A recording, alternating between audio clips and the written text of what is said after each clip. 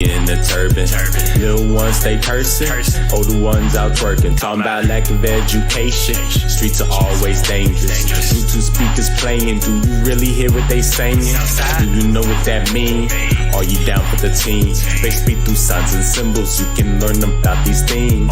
Live by 9/11, Club of 27. Once you think that they in heaven, nah bruh, it's a legend. It's all according to the code. Damn Illuminati with my mind, body, and my soul. That's why they snatching bodies, everybody in a Holly Grove. Deception is a hobby, switching roles with the auto close. We call that an auto hoax. Man, what you trying to prove? Don't you know we've been around the globe and been to the moon? Get it, that's an auto hoax. You tripping, times two.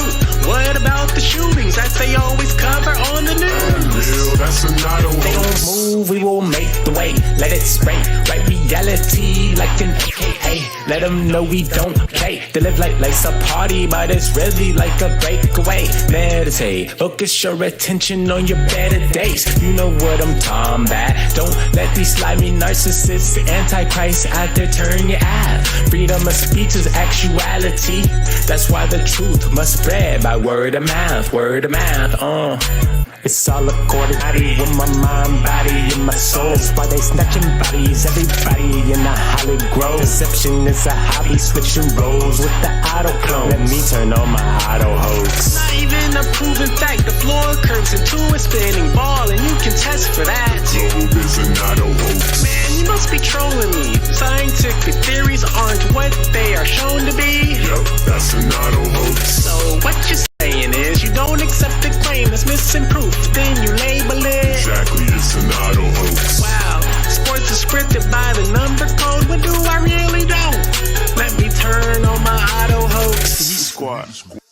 Let me turn on my auto hoax and look this stuff up when I get home. Cause boy, I tell you, these kids today is tripping. I ain't tripping, he must be tripping. Cause I am not tripping, not one little bit. I know my things, I know my...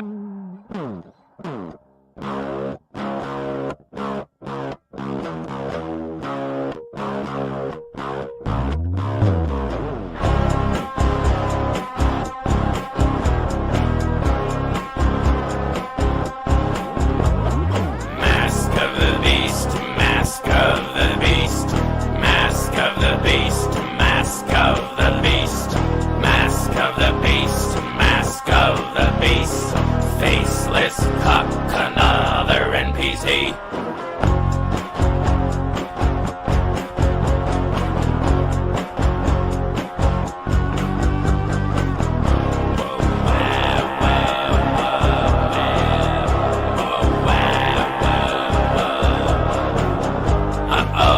Oh, I think they made a typo. Just like Tuttle Bottle, but the R is the S.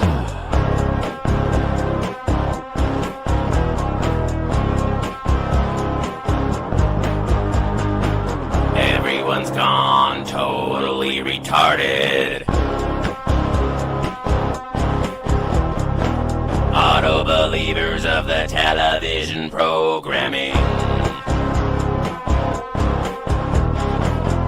33 with a double E, yeah.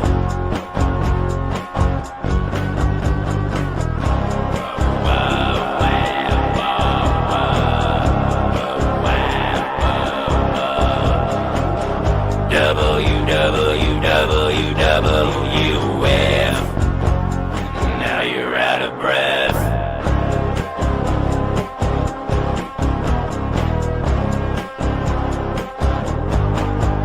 It's the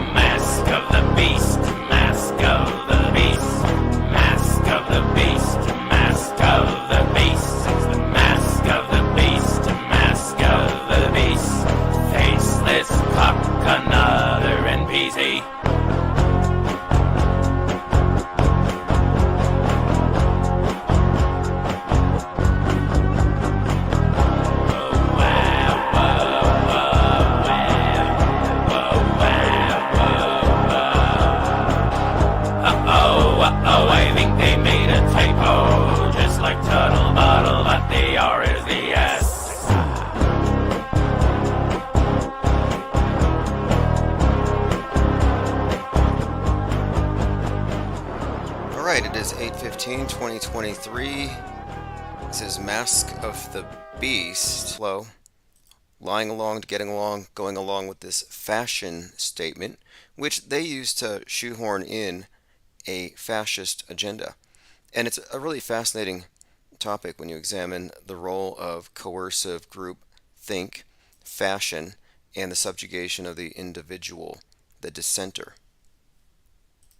Junder says, are you done with the morning deep program? I will be doing that as I can.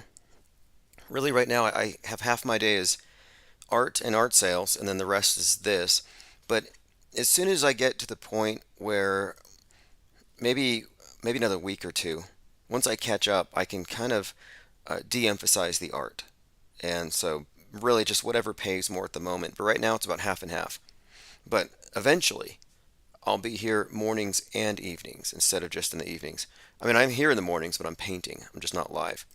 And nobody wants to watch me paint. Unless you like watching paint dry. But really, like I said, we will be doing more as we can. We're expanding in every possible area. And every subscriber, every purchase from our store goes to growing the think tank and this parallel media concept. Rocco Calzone says, no change here at Maui, ground zero, just more governmental ineptitude. Or the contrived appearance of government ineptitude. Like, oh, the FBI could have stopped the terrorists, but they didn't. What we're really looking at here is a PSYOP, a closed movie set. That's really what it comes down to. And so if you look at the screen here, and this is a very important topic, Biden said he's going to, quote, stay laser focused on legislative accomplishments amid the Trump investigations. Well, what does that mean? Laser focused. Does it mean the same thing as the Mountain Dew Maui Blast DEW, directed energy weapons? And I was walking through a Walmart today, and right up front there were shelves full of Maui Blast. And it's like DEW, do blast, laser focused. And then we find plenty of predictive programming for lasers from space, whether it's from supposedly China, and then reflected in TV shows like Alice in Borderland. And what I've come to recognize here, and this is very important, is that the predictive programming goes both ways. That they have it set up to bolster and the claims that they make whenever they bring out the news story. But they give you two interpretations, and the interpretation is divided among the mainstream and the counter-narrative. And one of the points here is that the counter-narrative has just as much predictive programming as does the mainstream narrative. And this is an important point because people tend to take that predictive programming and the, quote, evidence they're shown on TV, and they run with their own conclusions. And I'm saying, no, that's actually truther bait. Truther bait is there to misdirect you and to keep you from doubting the central premise. The article I posted today addresses this. Direct PSYOP weapons in Maui. Reject the red-blue pill false choice. Do or climate change. Are these really the only options? This reminds me of the typical response to mass shootings in schools. One side blames gun culture. The other side will blame antidepressants. Every single time. It's predictable. Right-wing outlets like WorldNet Daily are uniformly pushing this direct energy weapons theory, kind of indirectly by saying, look what people are talking about. Well, direct energy weapons or climate change, theories abound on Hawaiian fires. This is the option. Again, if you're on the left, it's climate change. If you're on the right, it's do. Now, the direct energy weapon explanation allows you to continue to be a climate change denier. That's how the left sees it. They see it as a cop-out. But I see it, again, as a way of entrancing the minds of those who don't go with the mainstream on an equally shiny object, an equally captivating, intriguing story, and it's just another current thing. Red versus blue pill is a control dialectic. The white pill says do and climate change are fake. And the approach we take here, the preemptively asking, is it fakeable? Fake until proven real would suggest we're looking at a closed set. Fakeable. In all likelihood, a psyop, pending more evidence. I mean, you may have regular fires, which makes you think, okay, well, this is bound to happen. But during a burn season is when you would want to do something that would look like A, burning is out of control, or B, do. But it's not out of place. Now, there's plenty of predictive programming for both the climate change angle and the do angle. Both sides are controlled, and these are options for the believers to choose from. One other important takeaway is that both sides in this control dialectic are similarly promoted, funded, and backed with predictive programming. And this is because the trollers, the controllers, want you debating climate change, direct energy weapons, versus deep state sabotage, or Oprah Winfrey and Jeff Bezos with flamethrowers. Whatever you say, they don't care, as long as you don't call it a psyop. So the do explanation is a false flag theory, and this would fall into the MSM plus frame of reference, the one which assumes the MSM is real, just not the entire truth. But like the mainstream view, the conspiracy theorists today will accept the premise every single time. Echo Charlie says, land grab narrative ahead by length. Yeah, there's got to be money. There's all kinds of agendas attached to it, so long as nobody peeks behind the curtain. And there's a few other things about this that we're examining right now, like that dead dog that looked barbecued, but it looked fake. Well, someone had just shared something a little while ago on the Discord server about this cadaver dog, like the dog they used to go find the cadavers, and it looked just like the dog that was apparently a cadaver. Not quite sure what to make about it. Some kind of a sick joke. The real big news right now, Fani Willis, she's going to try the 19 defendants in the indictment altogether. 19 again, there's that number. Now, let me play this clip. This is Sidney Powell, the Kraken. And this is back in 2020. This predictive programming for the Kraken really started in July, when the National Hockey League introduced their 30-second team, the Seattle Kraken, with a 1-minute, 13-second commercial trailer which had an EMP blast and a tidal wave hitting Seattle. Again, we're talking 1 minute, 13 seconds, 11/3, Election Day. So let me play this clip here, and this is Sidney Powell, the so-called Kraken. And she's the one who I think could be credited with more or less this plausible idea that the election was not only stolen, but that they could prove it. Criminal investigation, and it's going to affect millions of voters and elections. And it's been organized and conducted with the help of Silicon Valley people, the big tech companies, the social media companies, and even the media companies. And I'm going to release the Kraken. I'm going to release the Kraken. One other thing about Sidney Powell is she sounds curiously similar to Ann Coulter. And I thought so for some time. And Ann Coulter's kind of a beanpole, could definitely fit inside of a Sidney Powell. It wouldn't shock me.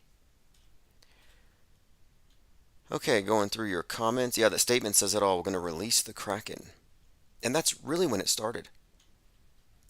Okay, continuing. We are going through a number of topics. The main thing, again, is the incoming Trump indictment. He's going to be facing 1 million years in jail. I mean, it's getting to be pretty obvious that this is how they're going to make him the front runner. This is just advertising. But here's what he just posted today. And this is a big deal. It's posted today, August the 15th, 8:49 a.m. A large, complex, detailed, irrefutable report on the presidential election fraud which took place in Georgia is almost complete and will be presented by me at a major news conference on 11 a.m. on Monday of next week in Bedminster, New Jersey. That's just the beginning of it, but what he's saying here is that they're going to prove the thing was stolen next Monday. So it's coming up. I'm not sure what they have that's different, but some of the rumors that I've come across suggest that Space Force intercepted the evidence, but they were just waiting to share it for some reason. Never quite understood this delay, but he's about to play his trump card, his ace. So we're going to see. Again, Trump announces press conference to prove election was stolen. I'm sure the My Pillow guy will be there, and probably the QAnon shaman. Looking forward to it. Press conference. Echo Charlie says, people that lose their whole town suffer psychic trauma. Absolutely. And I think it's important that we not allow the media to inflict psychic trauma without vetting all of its claims. And, people fall for things all the time. I talked about this yesterday, how these political pundits fall for bait, much like truthers do. They're just as reality impaired as everybody else. We have a little more information about the 9-foot aliens in Peru. No, 7 foot. The ones in Vegas were 8 feet. Law enforcement officials of Peru suspect that the 7-foot aliens who were reported to have terrorized villagers are nothing but illegal gold mining crime syndicates. Okay, the flying aliens harassing the village might actually be illegal miners with jetpacks. Yeah, they did say they were levitating. So if they have security with jetpacks and they're doing this illegal gold mining, then it makes perfect sense. The creatures are said to be floating and armored, impervious to bullets. They were compared to the Green Goblin by the locals. Okay, there you go, the Green Goblin. And they compared them to their own local mythical creatures, the Face Peelers. Probably made up. But I find this to be fascinating because I think that the elite, like this is The Village. The movie The Village, where the elite dress up like monsters, the elders is what they call them. And they keep the villagers terrified of going out into the woods. And they find that they can actually control their minds with superstition, reduce the size of their world by confining them in this sort of a prison, but this idea that, if you leave, you die. Everybody's wicked, and we are here to protect you.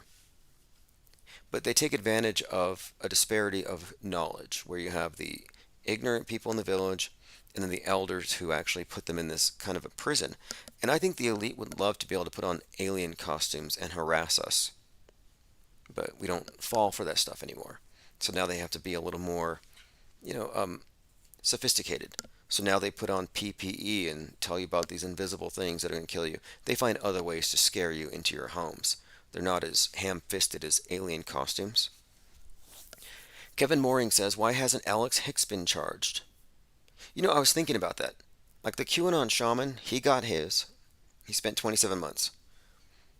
Alex Jones was totally an instigator, and he made some pretty threatening comments on January 6th. And he was hanging out with Ollie Alexander, who organized Stop the Steal. Ollie Alexander ought to be in jail, not just for being a groomer and a sexual predator, but I think he ought to be in jail for the January 6th thing.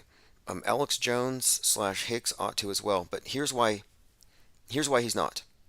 The reason why Alex Jones is not going to jail is they got him with Sandy Hook. He already got his. He has to pay them $1 trillion. Like, unless he gets into the space mining industry and brings down, trillions of dollars worth of nickel from some, passing space rock, I don't see how he ever pays off Robbie Parker and the Sandy Hookers. All right, let's see here. Rocco Calzone says, I think you nailed it, Tim. That's why Hollywood is on strike. Oh, yeah. I think Hollywood's on strike because they're all putting on alien costumes. And they're being deployed.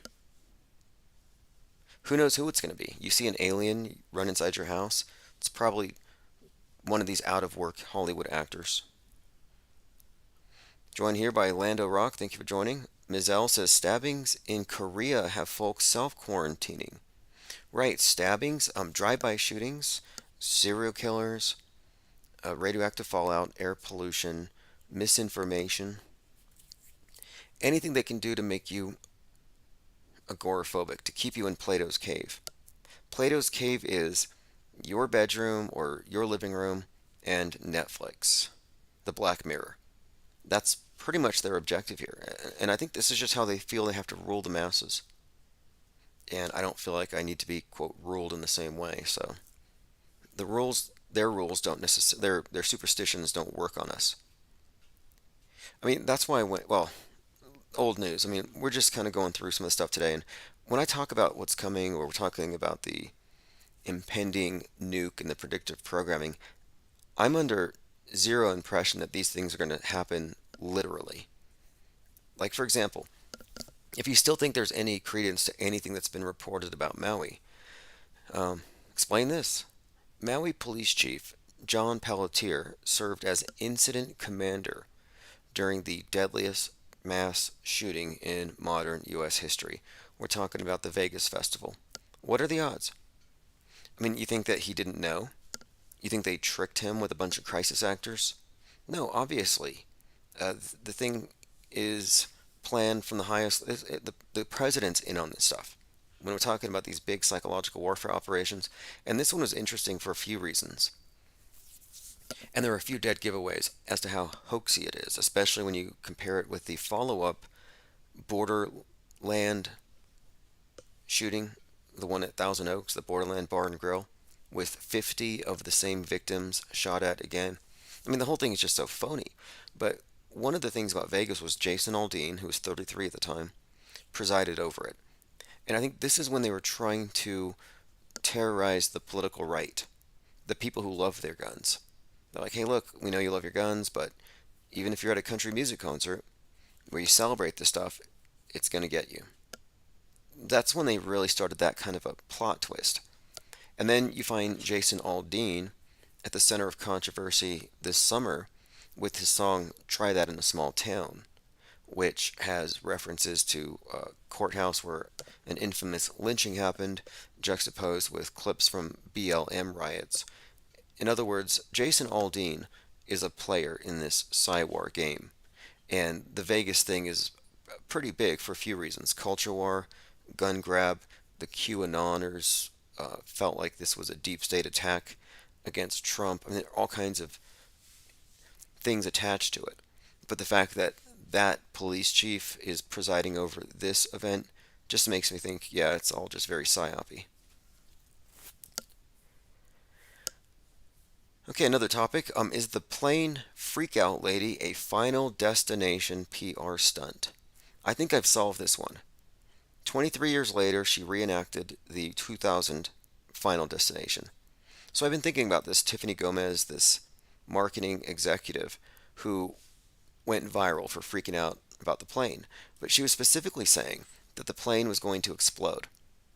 That was her main claim, that it was going to go down and she didn't want to ride the plane.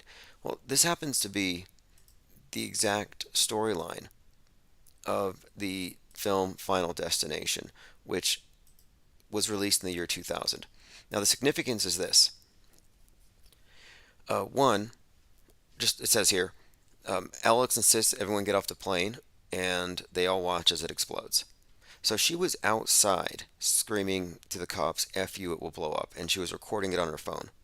Now, it didn't blow up, but this video went viral.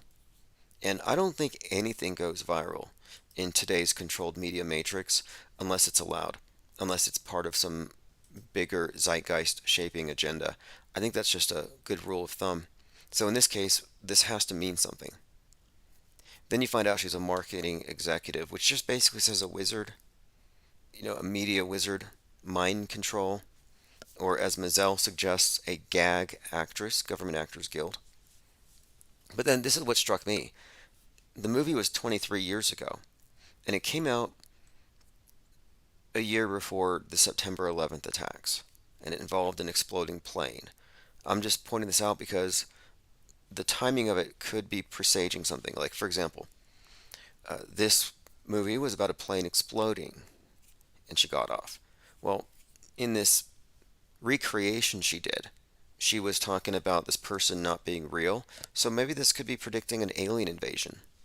But whatever it is, here's what I think. The movie Final Destination has a lot of 23s associated with it. For example, Route 23 is the highway where this deadly multi-vehicle pileup occurs in the movie. And I remember watching this movie. I used to watch a lot of horror movies that I realized had all kinds of codes and numbers, and I didn't know what it all meant at the time. But I did remember Final Destination was just chock full of 23s. So I looked it up on some fan wiki, and I actually found someone had actually documented it. So in other words, the number 23, as you'll see, has particular significance to this movie. Kimberly sees a sign showing that there's a rest stop 23 miles away. Clear Rivers sits on row 23 on Flight 180. Route 23 is repeatedly referred to as Route 180. Anyway, there are like a dozen examples of this throughout all of their movies. So what it has me wondering is, could this be a PR stunt? And it turns out, and I just did a search, turns out, and this article came out 2 days ago, Final Destination 6 is coming out. And it's not just that it's a new in the series, it's a reboot of the franchise. So a total reboot of Final Destination 23 years later happens to be preceded by what appears to be a publicity stunt. That's my theory. We shall see. Nobody's admitted or hinted at such a thing, but I think it's kind of implied. Okay, let's continue. Got a comment on Rofkin, and I'm going to make it a point to read all comments. If you leave me comments on any platform, I will address them live. If you don't know, we lost 2 YouTube channels yesterday. I don't know what we had said, but we lost 2 channels. That's why there's only 30 people here on YouTube. Now, there's a lot more people listening live, but maybe 60 or more, but I have to update the channel links. I mean, I could take a moment here and send out a text alert and probably triple the number of attendees. And you know what? I might just do that here. We'll give it a couple minutes.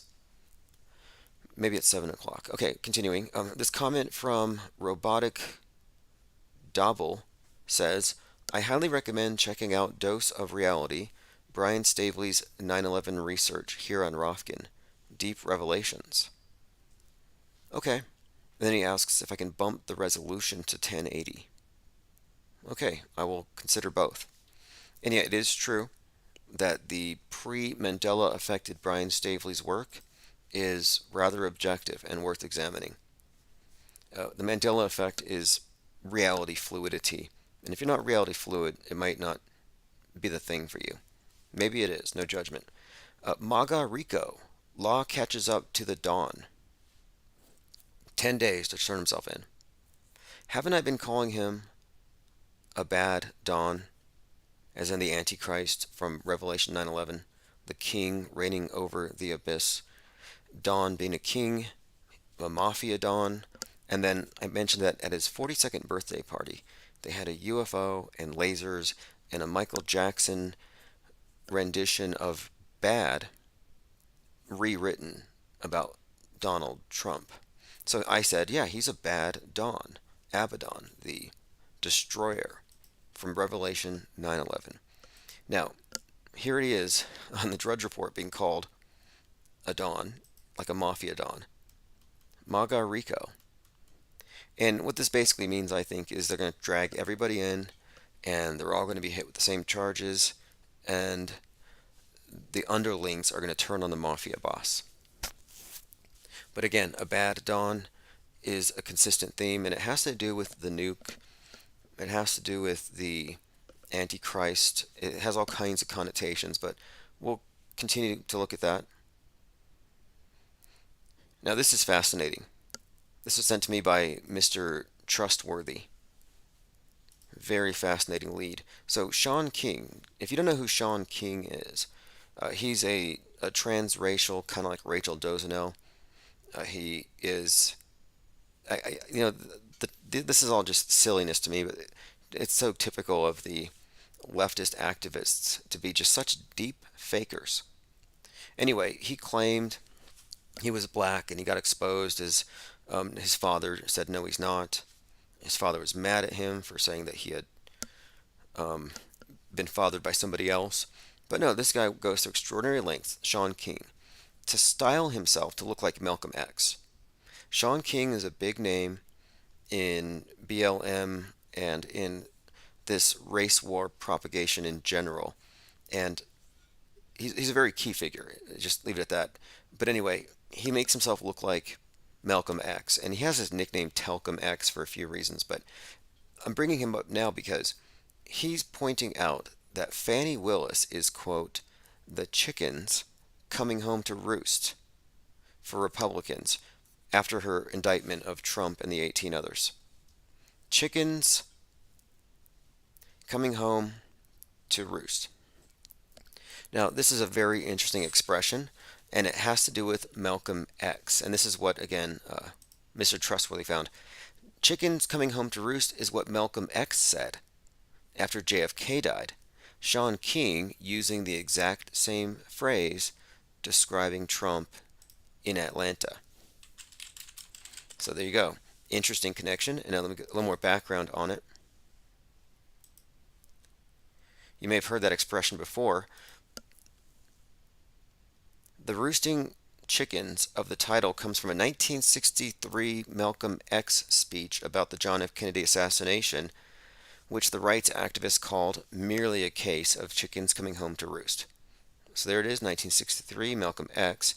And then you have Jeremiah Wright, Obama's pastor, who said America's chickens are coming home to roost, and that had to do with 9/11.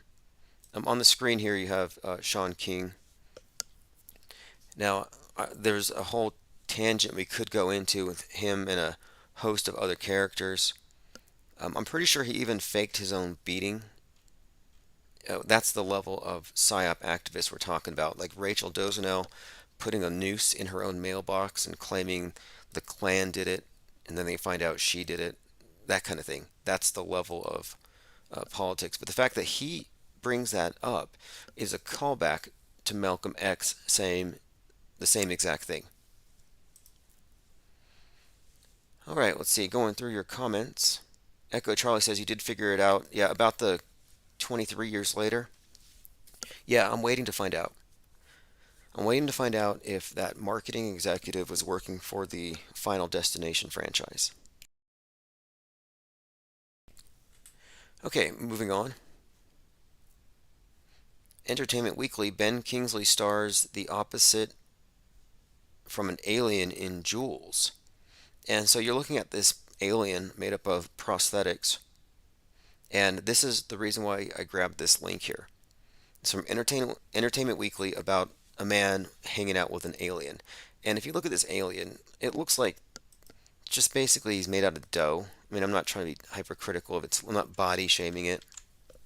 But I mean, they have superior technology, but they didn't emphasize cosmetics or anything. I mean, they're kind of, this is hideous. Anyway, listen to this though. Ben Kingsley stars opposite the alien and shows how their team crafted the genderless angelic look. Genderless angelic. Now, I've been talking about aliens for the last month and about how the alien is really just the transhumanist scientism paradigm's angels, that the angels are beings of light that represent man, stripped of the things that make him man, as in your carnal needs, your gender, for example, probably even race, for example, that the idea is that angels are genderless or androgynous, that they're pure light beings. That's kind of this thing with aliens, where aliens are represented as our future selves, humans in the future, once we rise above, once we elevate. We rise above. So if you think about the evolution, it's man rises from the earth, becomes ape, becomes man, becomes alien. So we're on our path to becoming like the aliens. Only if we can shake off the ape, just leave behind our lower natures. And then we can, like the aliens, we can be grays. No faces, basically. We're all just kind of the same hive. And of course, the genderless angelic thing, I'm just saying, this is just a new version of angels, and here they are admitting it. Okay, moving on here. We're talking about the PR stunt. And look, there's this trend, or not trend, there's a tendency among many truthers where they point out something that seems to be fishy and they say, it's a hoax, don't be distracted, don't pay attention. It's not worth your time. And I take the opposite approach. And there are people saying the not real woman going viral is a distraction. A distraction from what? And you're saying it's a distraction, that we shouldn't be paying attention to it, but you're tweeting about it. Like, there's something just hypocritical about this, like just turning your nose up at a hoax, like, oh, it's a hoax. Nothing, that's too dismissive. If it's a hoax, you should be following every single thread. Like, I don't think it's a case of if it's fake, ignore, because nothing that you're getting through the screen should be considered, just real or somehow vetted. Okay, we've been talking about the Moses thing now this all ties in to this ongoing theme of a Trump as martyr. Now, if you remember during Holy Week, Trump on 4/4 was arraigned for the first time. A number of significant things about that date, but most importantly, it was the 55th anniversary of the assassination of MLK. Well, MLK had been associated with Moses, and his final speech had to do with the promised land that he would not actually live in. And what's interesting here is, in Bedminster, at the screening of Sound of Freedom, Jim Caviezel said, I'm still Jesus, and Donald Trump is now Moses.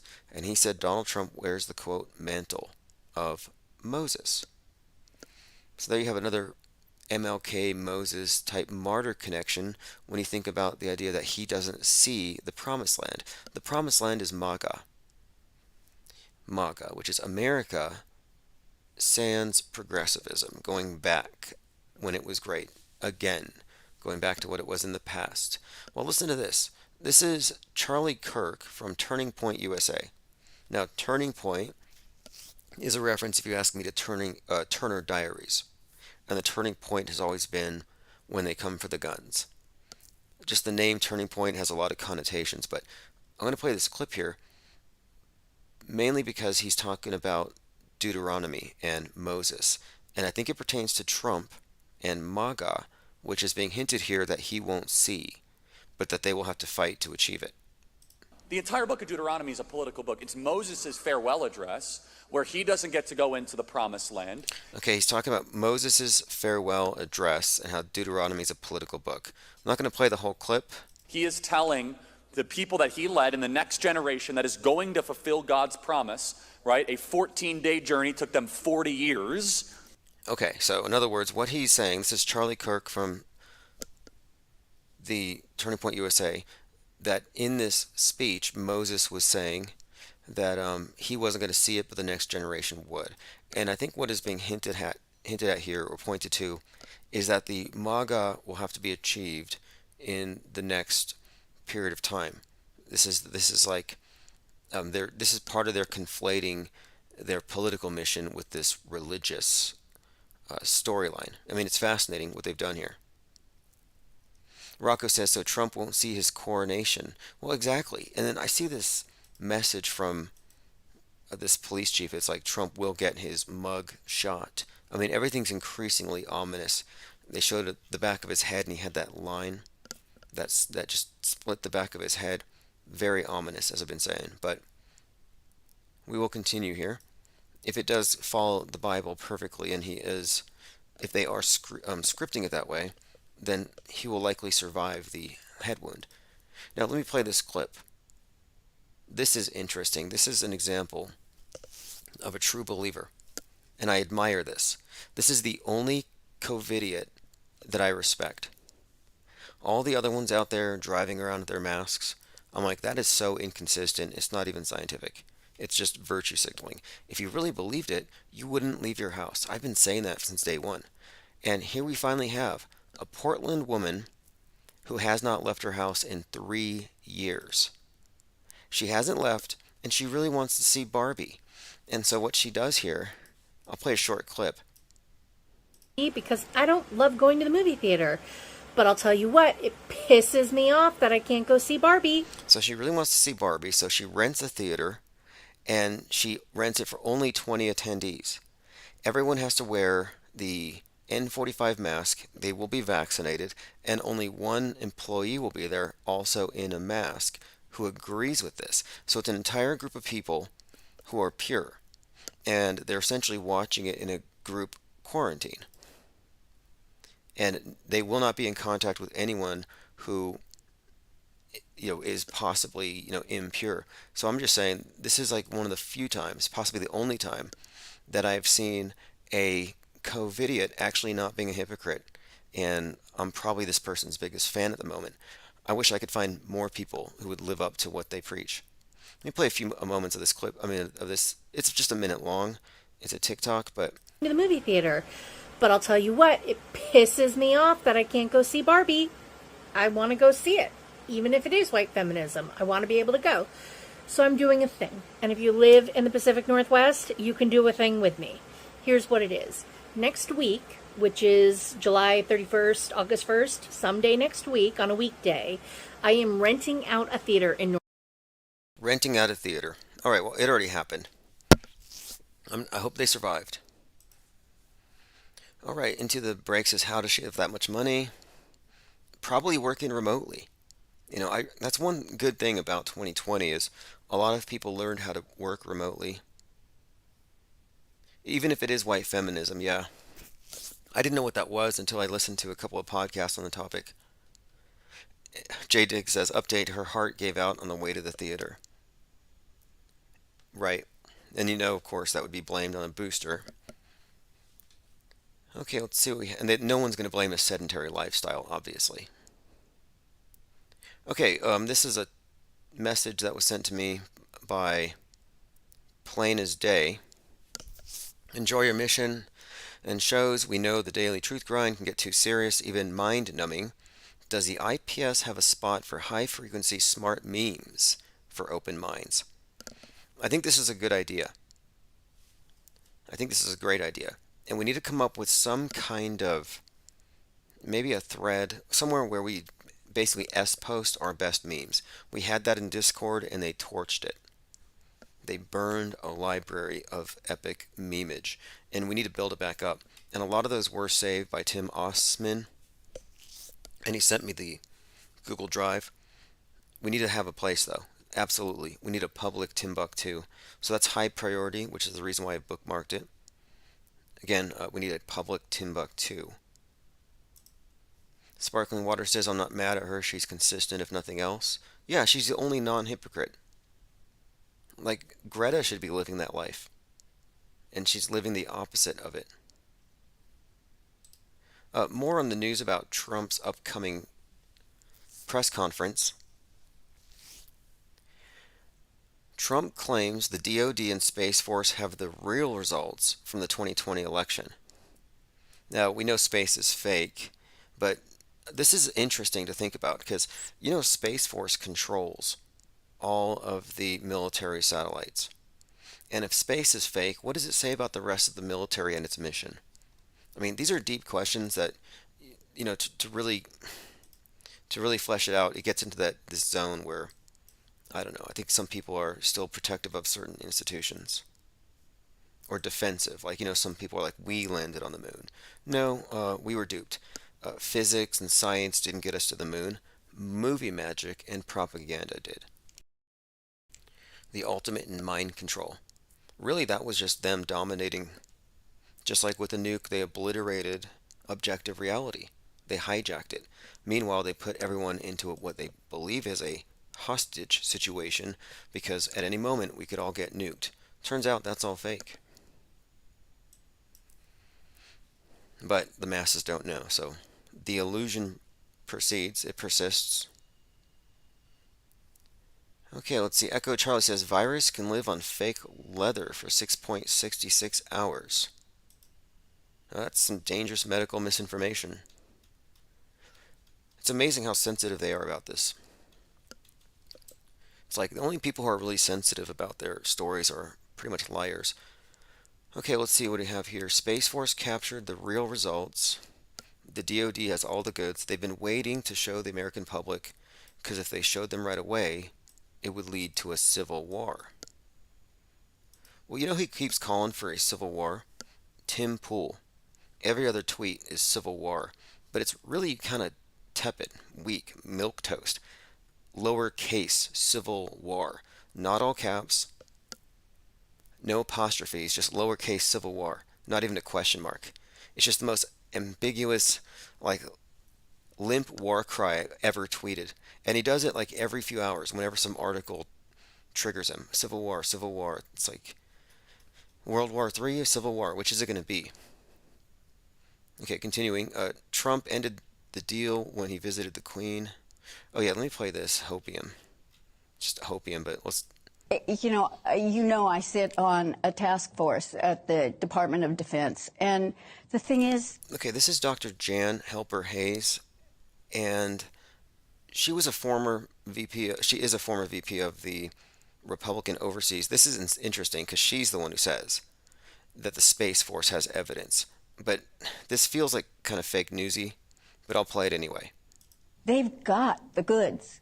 They've got the goods. And Trump knew that if he presented any of the goods early on, we'd have a civil war. That he really felt that the people needed to see how bad it could get. And that's the same. And they take her account just and everything she says just so uncritically. It looks kind of legit. But whatever it is, the claim here is that, quote, Trump is about to play an ace card. That he has the goods. And a lot of people are sharing this. It just seems very much like a lot of the hopium that I've seen. So I don't place a lot of stock in it. President just confirmed the Jan Helper Hayes interview is real. Somehow he confirmed it. Maybe he truthed it. Here we go. On Truth Social, he posted, Dr. Jan Hayes is fantastic. John Helper Hayes. HH. Everyone has got to watch her interview on election fraud. Thank you, Don Jr., for putting this masterpiece out there. It's a witch hunt. So Trump actually personally endorsed it. Interesting. He called her fantastic. And now, in a week, he's going to be delivering something. So maybe it is coming from Space Force. And Space Force has been a source of hope for the nonners from the very inception. They've always worshipped Space Force.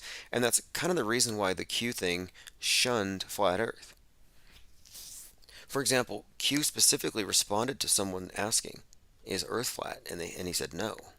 And right then the Q movement was like, okay, it's a ball. It's a ball, space is real, moon landings are fake, but there's secret space technology.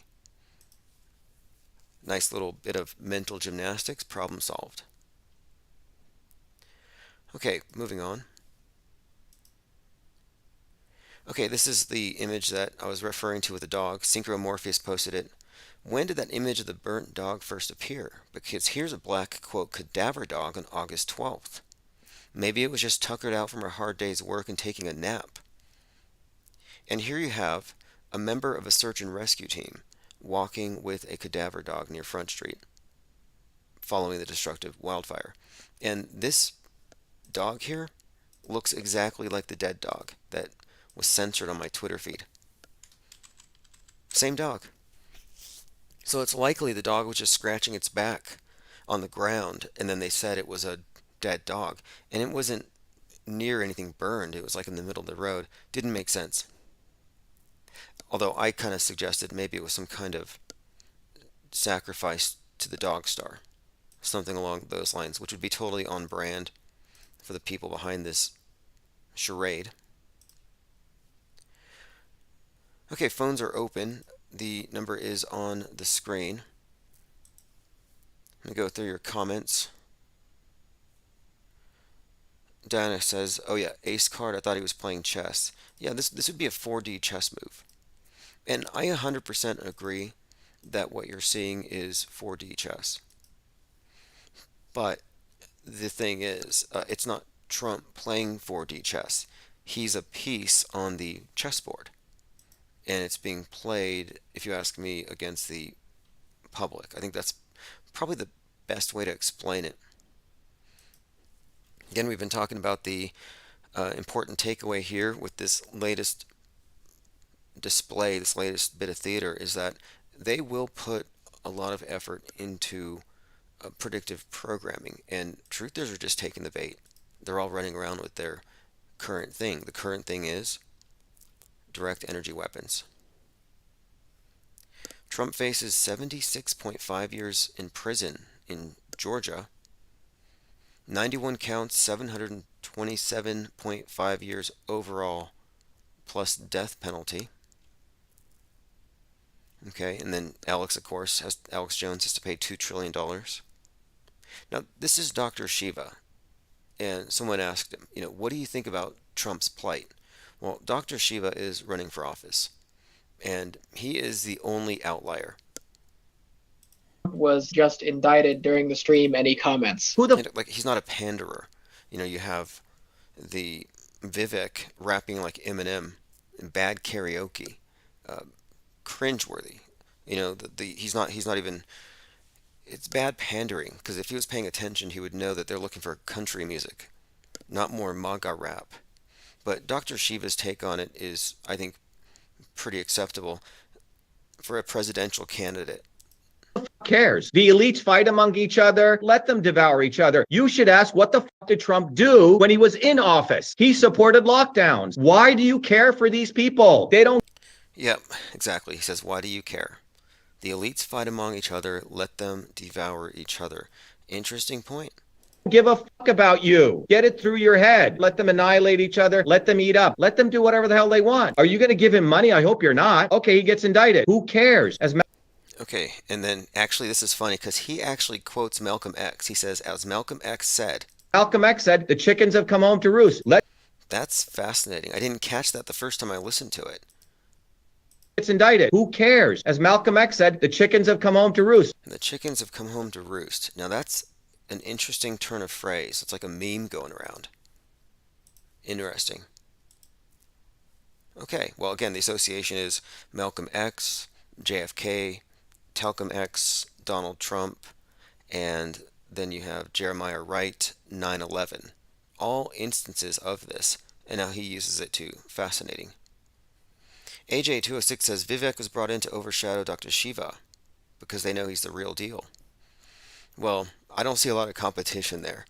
I really don't. Vivek's interesting, and I think that he does represent some common sense, but the fact of it is, I don't have any use for any kind of blue pill politics built on the assumption that the mainstream mediated view is valid. Like, it's just a subjective universe. But if I was going to take sides, if I was going to look for a genuine outsider, or at least opinions or perspectives that would go outside of the traditional left-right, Dr. Shiva has a lot of interesting things to say, specifically with this notion he has about the elite. And we talk about the elite a lot, and a lot of conspiracy theorists get directed into this scapegoat, and they blame this group or that group, and I think they're missing the bigger picture. We're still waiting for Elon Musk to fight Zuck, and Musk is giving a little recap here. Apparently he drove to Zuck's house and Zuck was on vacation, so it's still ongoing. Again, if you just got here, on Monday, August the 21st, 2023 at 11 a.m. Eastern Time, President Trump will be holding a press conference at Bedminster, and he will be presenting, quote, irrefutable evidence and a report on election fraud from Georgia 2020. I mean, Georgia's kind of center stage here all of a sudden. It started off with that ridiculous thing in New York with Stormy Daniels, but if you remember, the Q drop number 55 referenced the storm or the first arrest that would shock the world, and it seemed to allude to Trump. And of course, on 4/4, the 55th anniversary of MLK's death, assassination, he was arraigned. And again, this storm is coming, that whole motif thing just kind of somehow, in a way, seemed to be indicated by Storm or Stormy Daniels. So anyway, that got the ball rolling, and it seemed just like a bit of theater, but now it seems to be getting a bit more serious. And some pundits are treating each indictment as a nail in the cross. And then we have a lot of this Trump as Moses predictive programming, as we had talked about. All right, continuing. Mazal says celebrity deathmatch. Okay, wasn't celebrity deathmatch claymation, like animation? Because if they actually do this, it's going to be animated. It's going to be deep faked. They may use this to, just psyop the public. I don't see them actually risking their necks here. It's got to be deep faked. Kind of off topic. I was trying to find a password on one of my Twitter sock accounts, and I looked in my Google Chrome list of passwords. Turns out I have 54 Twitter accounts. I'm just pointing this out because there's a level of censorship that the general users aren't aware of. And I'm in a blue checked account now, and I have all the features available to me, but I'm just saying they ban and suspend and block like crazy if you're saying anything worth saying on Twitter. I mean, it's pretty abysmal for free speech, but it's always been a reality curation zone. It's just another, truly, it's just another facet of the Psy-War. And now it's X, which I think is also very symbolic. And I think there's some significance still in the bird and the X, as these relate to the early Christian symbols of the cross and the dove. Joined by Jake Hudson 12 over there at DLive with Diana South and Echo Charlie. Thanks for joining. We lost 2 YouTube channels. Don't care. They'll be back. I just let the strikes expire and I bring in the next one. Okay, ufology and magic dew lasers are fantasies for people that live in this dream world. This is what I'm saying. When people immediately reach to the fantastical or something outside the realm of possibility, it's like they're just going deeper into the dream. They're going deeper into the subjective reality where these things are even possible. Hawaii governor says state is looking to, quote, acquire land that was destroyed in fires. Nothing to see there. Now, this is Nick Fuentes. I'm just going to play this clip. Maybe I shouldn't. Actually, I don't think this is censored. But he says, referring to Trump's impending arrest, he's the king of America. And he says it very belligerently with a few B words directed at the judge. But I thought it was kind of interesting. King of America. Alex Stein was detained. He put blue hair dye on and he gave some rant. And I tried to check it out and I wasn't able to. I'm blocked. But if you're able to check it out, he was detained after some city council meeting. I don't know if he's been given a mugshot yet. Okay, let's see here. Elephant Tusk says mostly peaceful channels. Yeah, why don't you, if anyone wants to call in, by the way, numbers on the screen, phones are open. Let me go ahead and go through my voicemails. I have a few individuals that wanted me to call them, like outbound. So I'm going to be scheduling some calls with a number of guests as well. And I do have some numbers of people I'm pretty sure wouldn't want to talk, but I'm going to see if I can coax a few of them into interviews. I want to do some retrospectives on some events that have been more or less kind of dustbinned. There's like no good record.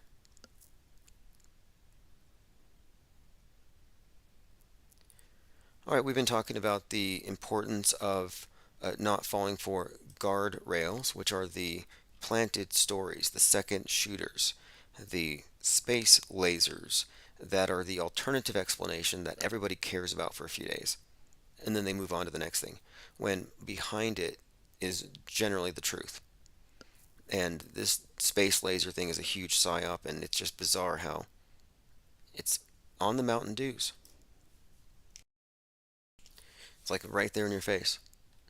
It's like a perfect example of predictive programming to feed a cognitive. It's like they're messing with truthers in particular at that level.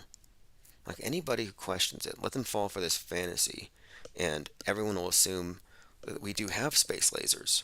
And if you think about it, some of their power, a lot of their power arises from the things that they've convinced you they have, or the things they convince you are happening. Okay, now here we have it. Lloyd Miller commented on a post here on my Substack. The post is called White Nationalist 9/11 Incoming, and he said, yes, except the DOJ FBI Biden admin is being set up as tyrannical as well. The provocations of the right appear real, justifying right anger. Could an unexpected collapse of Biden admin be in the works instead? By the way, how does the apparent recycling of QAnon via Alex Jones's sudden about-face support of the Q shaman fit? After 1/6, Jones blasted Q right to the shaman's face in that famous interview, and now Fed shaman is his hero. Yeah, that's a glaring inconsistency. It's from Lloyd Miller, and yeah, it's true. The Fed shaman, as he says here, was attacked by Alex Jones after January 6th. And all of a sudden, he's been put on a pedestal. And I think it stands out. It seems really strange. And I've listened to him speak, and it just sounds like a repackaging of anything that David Icke has ever said. And Icke would be brought on the show once in a while, I think, to bring some kind of big picture element into it. But ultimately, it seems like the Q shaman might be filling in that role now. Elephant Tusk says, Tim, I have a question for you. After we poke holes at the world stage and do these decodes, how does it change anything? If things are going to hell in a handbasket, right, okay, how do we go about changing things? That's a valid question. And I actually bookmarked something similar today. I took a post and put it on Twitter. What is the point of paying attention to the intricacies of the Psywar, the esoteric subtexts, symbolism, astrologically timed fake events? Very good question, and a lot of people ask that. Do we need to catalog them and curate them? Is there an interpretation? And my answer was basically, because this person had asked me, he said, how do we stand in relation to this? Consciously seeking, discarding, drilling deeper into mysticism, what value have the ramifications provided? And, his questions here are basically, are we looking at some kind of demented machine, and what's the point? And I've been thinking about this a bit myself, and I'm like, well, for me, it's more like this. My answer is, we're in the theater of Psywar, and there is no opt-out. It's a closed system that, for the most part, there's no opt-out. What I mean is, ignorance is not bliss. And I think what they have done is they have made it so that people maybe even want to tune out and kind of allow their reality to come to them secondhand through other people who are paying more attention. Like you have the general masses of misinformed. Then you have the uninformed. And I'm just saying that the uninformed are worse off than the misinformed. And the only alternative, the third alternative, would be the informed. And that would really just be those of us who are paying this level of attention. And the difference is we have a clue. We may not have all the answers, but we do have an inside track. And we have been, I think, pretty accurate in our big picture and also in our detailed, nuanced breakdown of concurrent programming. I think these are valuable things to do anyway. It's really about not being duped. I mean, imagine actually falling for some of this stuff. Walking around with the dunce cap on, thinking it's protecting you from something. I'm not going to be clowned by Clown World. I mean, if that's not a good enough reason to pay attention, it's like, well, what else are you going to pay attention to? Fake sports? And it's not that we hyper focus on this. I mean, we have I think this has a value in terms of a network of people who are similarly inclined to put on their BS detectors. I think it's insightful. In fact, the upcoming newspaper is called The Insider. It's spelled INCIDER.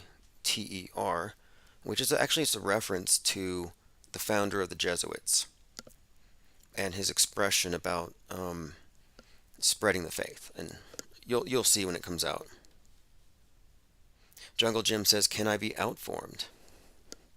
No, that's the thing is, I mean, you can, I guess you can just kind of assume, yeah, fake until proven real, and if you know the big picture stuff is fake, maybe you can tune it out. No reason to be hyper focused on every nuance, but that's kind of like what we do here for the most part, because I think it's very instructive. Like, I find out new things all the time about how this thing seems to work. Yeah, what Ignatius Loyola said about the setting the world on fire, figuratively speaking, like I think what we're doing is in a similar way. I think the idea of introducing a certain level of skepticism could spread like wildfire. And I think it's reasonable. I think it's actually the very definition of unreasonable not to. Having a faith and trust-based media environment with all these, competing vested interests, it's just people are in the dark. And what we're pro-offering here is a more informed approach. And I see a lot of truthers are also being misled, obviously.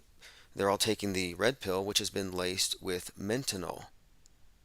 And I've been calling IPR mind war inoculation because I haven't been hit with I haven't been impacted by a news story where I was in any way triggered or even like lightly thinking it might be real in a long time. Christchurch had me wondering until I watched it in slow motion, until I studied squibs, and then it all started to come together. But what I learned in that one was suspend judgment. If you allow the shock of the atrocity to distract you from the objective analysis of what you're actually seeing, you might turn away in disgust and fear and not exactly examine it. And a lot of people did that. A lot of people couldn't watch. And I'm like, you people are being psyoped. Which is fine. I understand it. I mean, who wants to look at a bunch of people getting shot up? And they hope a lot of people feel that way and don't look. That's why they put warning labels up. And sometimes they put it up there and they say, warning, graphic, and you don't even see anything because they know most people won't look anyway. Like I said, most of it's psyop. Yeah, we got 2 strikes yesterday, and that's why I'm only on this channel. I'm very close to sending out text alerts and bringing in a larger crowd. What happened was we talked about the Maui thing. We didn't talk about anything having to do with the vaccine, did we? I don't know what the hell. But whatever it is, they pulled 2 channels simultaneously last night. One of them was a video that hadn't even premiered yet. But what I noticed is we crossed 100 live, and I think that seems to be the number. Okay, well, anyway, to get back to elephant tusks about changing things. I wasn't even really necessarily talking about changing things. What I was suggesting here was that avoiding information is not a defense or strategy. It's not an anti-Psywar move. The less you know about this, the more of a pawn you are in the game. The Psywar is an information war that weaponizes ignorance. So my whole point of it was, I guess, that the best thing you can do is maintain an oasis. And that's pretty much the only thing you can do. I don't see this as something that necessarily spreads beyond people who've already come to certain realizations. Like, I do think that the red pill addicts can be cured. I do think that there's people who habitually fall for false flags, who still think most stuff is real, who are still under the spell, who are close to understanding how media works. And to me, it's really a philosophical crisis that people can't tell the difference between real and fake, and it's embarrassing in many cases. Like some of these pundits, like Ann Coulter and others, they fall for the cheesiest skits and they react, and it's hilarious because the psyop is fake. but the reactions are real, and it's just super revealing. Okay, let us continue. We're talking about Trump's upcoming arrest. On the same day, season 2 begins. Listen to this. To survive war against the aliens, the world must fight as one. Invasion season 2, August 23rd. Now, I didn't watch the first one, but I've noticed that these movies, the concurrent programming is like you can actually just look at a lot of these ads as a form of predictive programming. So just that date is the same date that Trump's going to be giving his speech about Space Force and the election. So I don't know, if I was a QAnoner, I might put something together there. Maybe that's when the Space Force, I'm not really sure, but I know Space Force has something to do with, I don't know if there's a necessarily an invasion, but they have said for a long time Space Force was the savior here. Jake the A-hole says, there were accounts I've never seen before showing up in my comments pushing dues, and Mag Bitter Truth said it was lasers, but nobody has the proof, just assumptions. Right, just assumptions that were fed to them and bolstered by predictive programming, which is fascinating. Because normally the predictive programming, you would think, is directed at getting people to believe what they want as far as like the mainstream view. But here we have examples of it being used to promote the alternative view. And it's intriguing here because it's a trap. I was actually listening to Owen Benjamin live today for a few minutes, and he specifically said that truthers need to raise their standards, and that the do is likely them messing with you. And his point is the point that I'm making here, is that, yeah, this is target messaging, and they've done this before. They've done it before in a few instances. And it's like, okay, why assume like lasers from space? Why couldn't it be drones, or why couldn't it be largely theatrical? Like, we don't know. You're basing your assumption on what their filter is telling you primarily. And so if you use their filter as a primary source that establishes the stage, then you're operating in their hypothetical. That's why I say MSM minus. You have to step back from their filter. R. Cook says Do did 9/11. Exactly. Do is the second shooter. Do is the alternative explanation for anything. It's a tactic.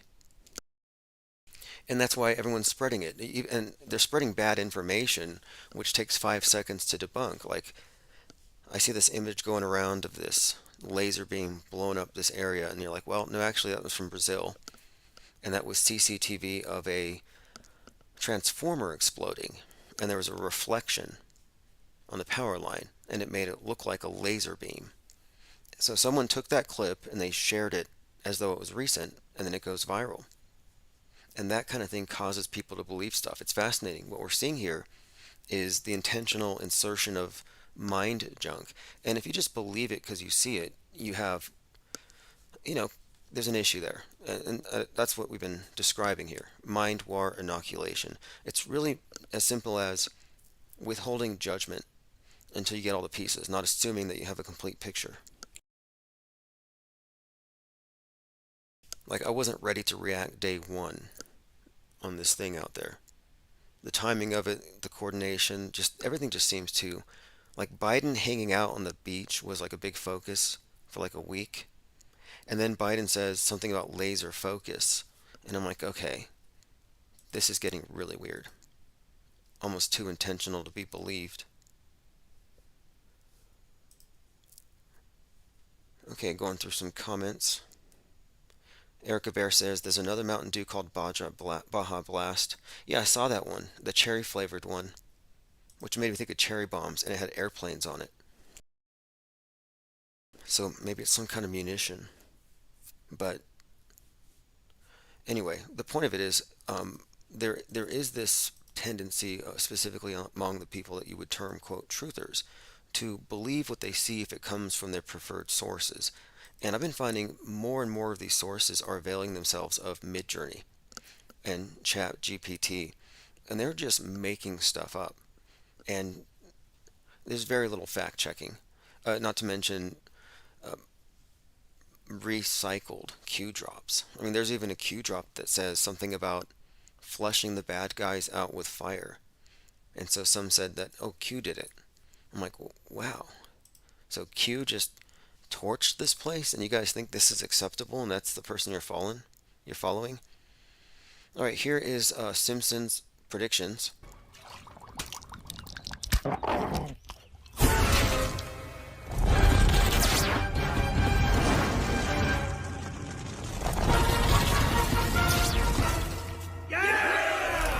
If you're looking or listening, it's just a bunch of lasers. I mean, there are so many thousands of Simpsons episodes that it's not even a prediction anymore. It literally has every scenario imaginable, so you can't really say it anymore. And one other point here, it doesn't really, in my view, count as predictive programming unless it has like a mass audience, and you can assume it's saturated. Like, these are too obscure, probably made up. I don't trust the Simpsons prophecies. And some of them have been made up, like the one with Trump being predicted going down the escalator was fake. And for some people, it's their gospel, it's their belief, like, wow, Trump was prophesied. No. Angle of Elevation says, if you believe in dew, you believe in satellites and space, very blue pill. Well, right, but, I mean, I'm open to the possibility of, weapons that might simulate that. Even before Sputnik, they had simulated low Earth orbit with flashlights. I mean, they could have balloons with lasers attached and create that theater, but yeah, no, any of these weapons are these are just science fiction. And I think that when people are focused on these shiny objects, they're not looking at the obvious, which is we don't have enough information to believe the story. And they're going to hide behind a rising body count to keep you from even speculating. And I'm like, I'm sorry, but you got the same bad actors attached to the Vegas thing, the chief of police. I'm like, that looks a little too suspicious for me. I mean, one of two things. He's either an insider or he's just exceedingly dumb and somehow insulated and a useful idiot. In either case, it doesn't look good. Diana Sal says, Tim Truth is live now talking about Maui. I'll check it out. Tim Truth's a good channel. If you want to share a link, I'll go ahead and reach out. Salty Siren says, references 9/11 in the press release for Maui too. Interesting. Yeah, I know there's got to be some other tie-ins there. I figured there'd be some connections. I mean, at one point, I was looking at the body counts, and we'll wait and see where it goes. Like I said, I'm waiting for a few more puzzle pieces to arise here, but it's pretty clear there's an agenda to get people to divide down the line on these two possible explanations. We've been talking about a bad dawn. We'll see where that goes next week. The plane freakout lady was likely doing some kind of promo for Final Destination. At least that's my theory based on the number 23. Okay, the Trump indictment we talked about. Richie from Boston posted something here. I'm not going to scare you, it's on the screen, but apparently chemtrails got his ankle. Looked pretty bad. Alright, continuing. Yeah, someone's asking why Lin Wood hadn't been arrested yet. He's the one who was calling for firing squads on January 6th. One of my favorite characters, he was the one who convinced Kyle Rittenhouse's mom that Kyle would be safer in jail because it would be Armageddon right after the election. And he kept her in there. Meanwhile, he's 80 days in jail, and Lin Wood is collecting all the donos. He collects something like $4 million, and he gets sued by her, and I don't think he even paid. Like, he made a ton of money off of Kyle. And yeah, so that's why Kyle was, if you believe the official story, but very grifty. Okay, continuing. We'll follow along with this ridiculous thing. It's scripted and fake, the Musk versus Zuck thing. The only thing noteworthy here, 4:44 a.m. Again, if you follow Musk and his weird obsessive numerology, it makes sense. Here's something. General Flynn says there may not be a 2024 election.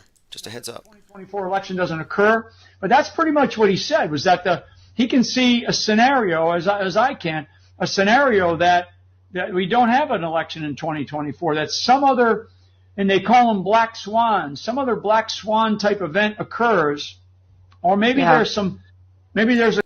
So there you have it. General Q saying there's going to be a black swan. Now, if you're not familiar with the QAnon shaman, take a listen here. For the longest time, I was convinced that this was Owen Schroyer in a mask. And I'm still not unconvinced of it, but whatever it is, for some reason he's been elevated to a very high pedestal on the right. They're like, dude, I thought you were retarded. Well, wait, hold on. In their defense, you are back on Twitter, and all of us on Twitter, that word certainly applies. So there's some reason. Yeah, I hear you on that. God love Elon Musk. He's another person that I have a lot of skepticism about because there's all sorts of things like, oh, it's a free speech platform, but people are getting deplatformed left and right. Oh, it's a free speech platform, but guess what? Shadow banning is a real thing. Anyway, no big deal. He talks about AI, the origins of human existence, space, time. He believes in balls in space. Like I said, it just seems to me like a kind of someone there to fill in for the David Icke kind of cosmology where he gives you the big picture. That's kind of what I think it is. It's a role. Echo Charlie says the Loosh grift is the worst. Demented Matrix computer program. Oh yeah. J Dig says Roseanne said the same thing on Timcast. I've been following Roseanne. She's been on a lot of different platforms. I listened to her on Jack Posobiec. She was a little more restrained there. She didn't go full blown, conspiracy theory, but like she did with Alex Jones. Very interesting and entertaining. She talks about predictive programming, and she seems to be on some kind of a tear, like this media junket, trying to be offensive possibly. But one thing about her I find interesting is that she seems to be part of this tradition of conspiracy theorists that were formerly comedians that got ejected from, Hollywood. So they have some kind of street cred. And not that I don't trust that, I'm just saying it's kind of interesting because the role of comedians they have a very special place in terms of they're the ones who are floating ideas out to the mob. And it's like, if there's any group that needs to be gate kept to keep the mob laughing at the appropriate things and taking serious the appropriate things, it's comedians. I mean, if you ever watch late night TV show hosts, they're all just government jesters with laugh tracks. And it's like 2 minutes of hate disguised as laughter every night. And it's always gauged to the psyop of the day. None of it has ever been funny.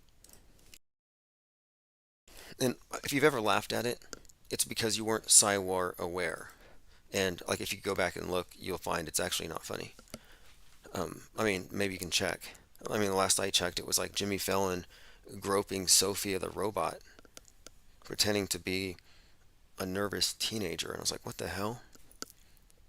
It's just, anyway, Arrested Development. Alright, continuing here. Echo Charlie had said the Demented Matrix computer program. Maybe the Demiurge. Maybe that's what it actually is. It was kind of referenced in Newsbenders. And I think it's been hinted at with Kubrick in HAL 9000 or Otto in Wall-E. Or Ellie in The 100. But yeah, I'm definitely thinking that there is some kind of, if anything, I think they may be conditioning the masses to accept some kind of AI god, and in fact, Avatar was a huge part of it.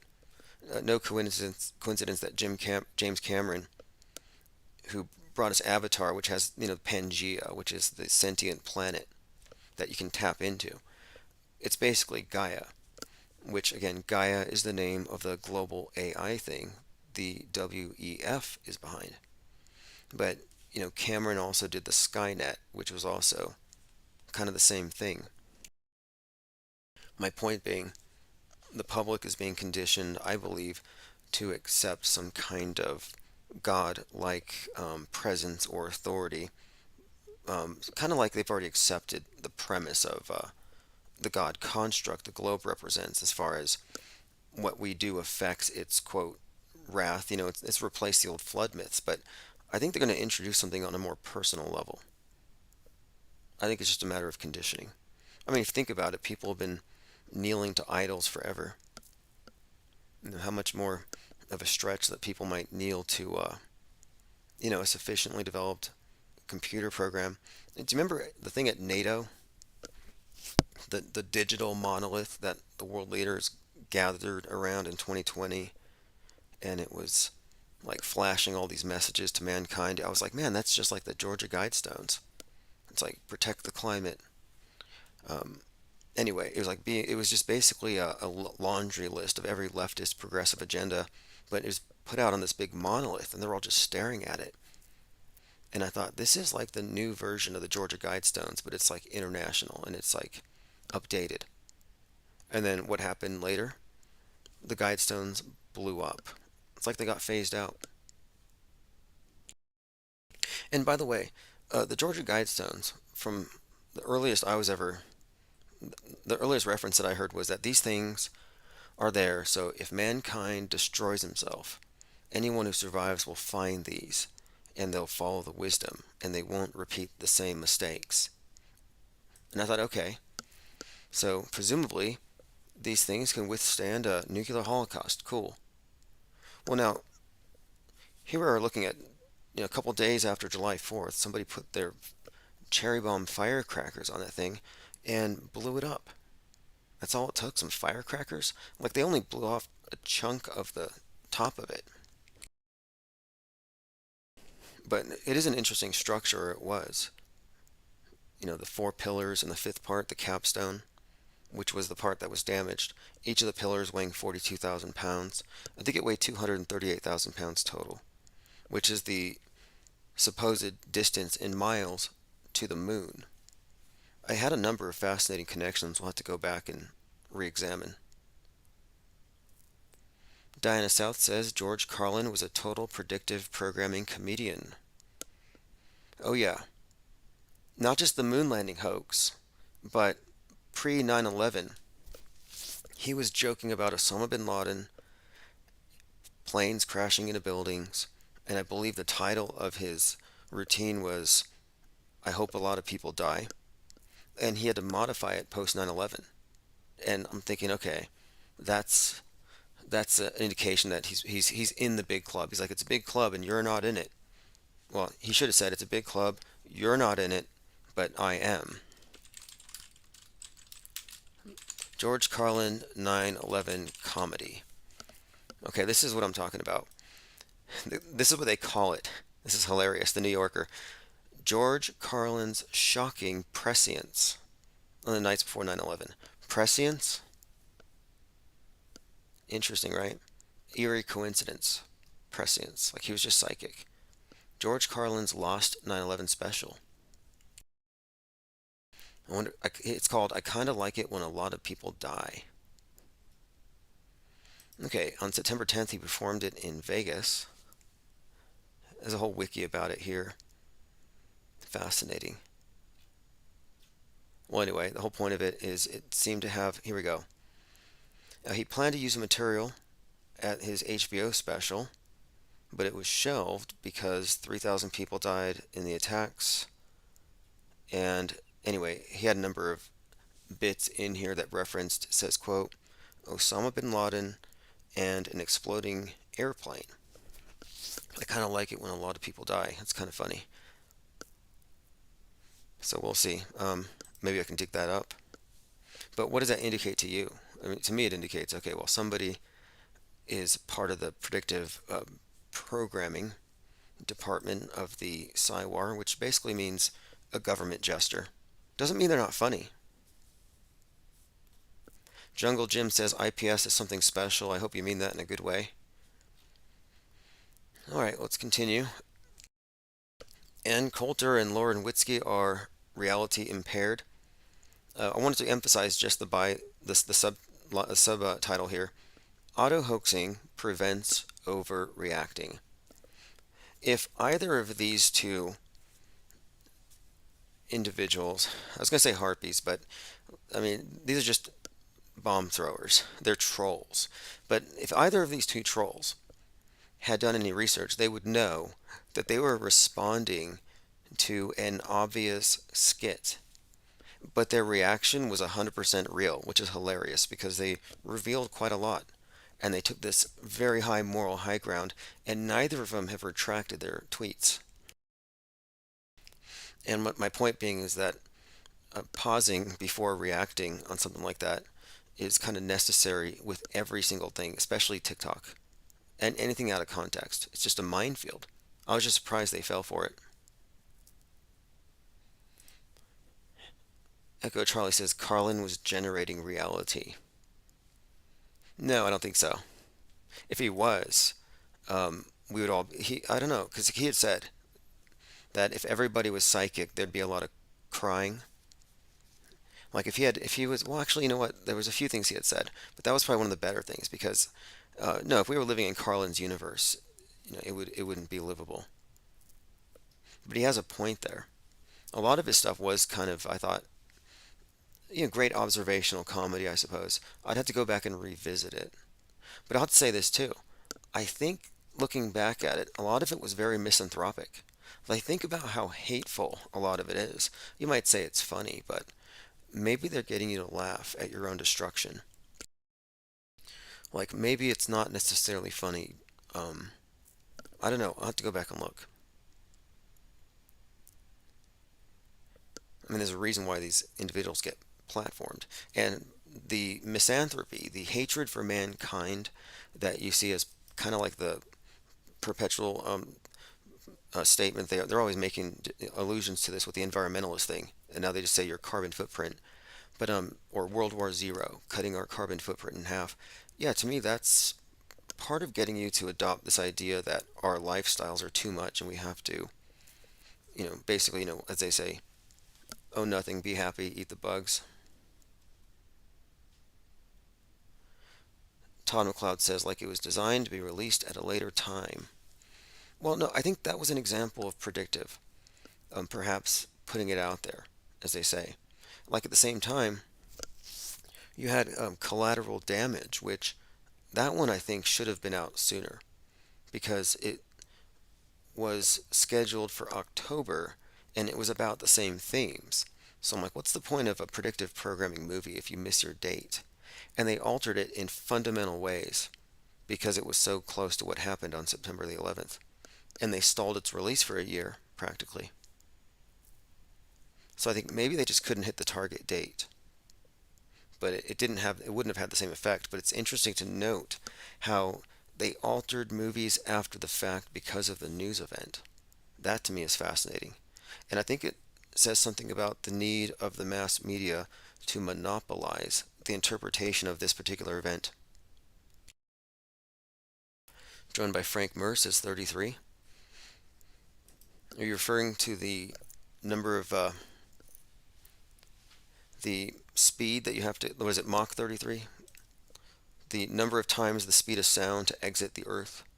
When I saw that NASA says Mach 33 is needed to exit the Earth, that tells you right there, it's all Masonic allegory. Here's the picture if you're wondering what I was referring to with the hairdo. How weirdly this picture that they are sharing, the back of Trump's head, has this split, which I'd never seen before. And I don't know, given everything else, and I'm referring to the predictive programming, some have suggested it's a zipper at the back of the mask, which means JFK Jr., I suppose. You notice nobody's talking about JFK Jr. anymore. They kind of gave that up after he didn't show up the second time, third time.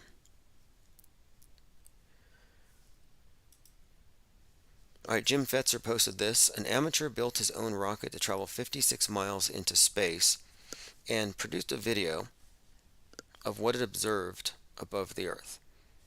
I don't think there's any simpler or more obvious proof of the shape of our planet, but there will be those who will remain in denial nonetheless. And it goes up 56 miles, 293,000 feet. I watched it, GoPro, and it's one of those things. I'll share the link and see what you think, because I'm kind of skeptical as to whether 56 miles is actually high enough to have this level of a curve. Like, do you remember the Red Bull jump where Felix Baumgarten, whatever, jumped out of a balloon above Planet New Mexico? And I say Planet New Mexico because the GoPro lens made it look like he was in space looking at the Earth. But no, he was looking at a section of New Mexico. Just the lens full was just bending it around, and it looked kind of like a ball.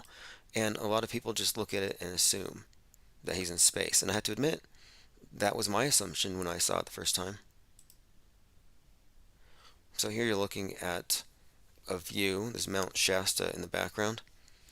And you can do the math yourself, put a ruler on the screen, and decide if that would represent the amount of curve you would expect on that large of a section of the Earth.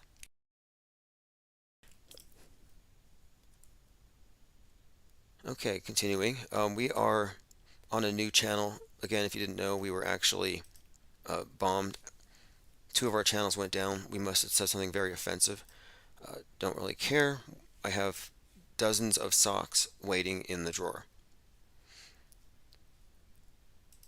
If you're wondering about the picture on the screen, it's The Rock, Elvis, John Lennon, and Trump.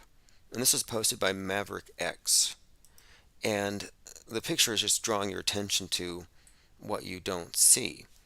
And I agree that maybe you don't. I don't know why they're looking. Well, I do know. But I want to point out that if there was something there, they would claim it was an implant. The people who posit the idea of all cats are dogs and vice versa, you know who I'm talking about, their theory is unfalsifiable. If you provide evidence, they have a way to evade it. So now, it's just taking the appearance of a weird, sickening obsession, but I think there might be a deeper purpose to this psyop. And I think it has to do with blurring boundaries and bringing people into accepting this new paradigm of total fluidity. And even the fringe right, who you think would be seeing through something like this, are actually the ones who are now visually incapable of deciding for sure what someone is, because they've been brought into this realm of it's totally ambiguous now. In other words, the transvestigators are gender fluid in how they perceive people. And I think that's fascinating, because it's sort of like a magic trick, bit of suggestion, and I can see how it works. But it's deliberate gaslighting, and we just kind of watched it wash over people like a plague. Again, Mentanol, as we've been calling it here. And like Mentanol, it's addictive. Once somebody takes one of these, they rabbit hole. They don't go anywhere else. Salty Siren says Maui is the god of fire. Fascinating. Okay, let's see here. Cultural hero. He brought the islands to the surface from the bottom of the sea, harnessed the sun, and like Prometheus gave them fire. Now that's very interesting, because the story of Prometheus has to do with the fires of the gods, and to me that infers some kind of hidden technology. And that's kind of this space laser thing is suggesting that from the heavens above they're zapping us. They have, with their God technology. Very interesting, fascinating connection. And first I've heard of it, to be honest. And I think this is probably part of the story, so we'll have to look into it a little closer. I also find its proximity to Lionsgate also to be probably related to this. Diana South says, accepting that Michael Obama will finally come out when he announces his run for president.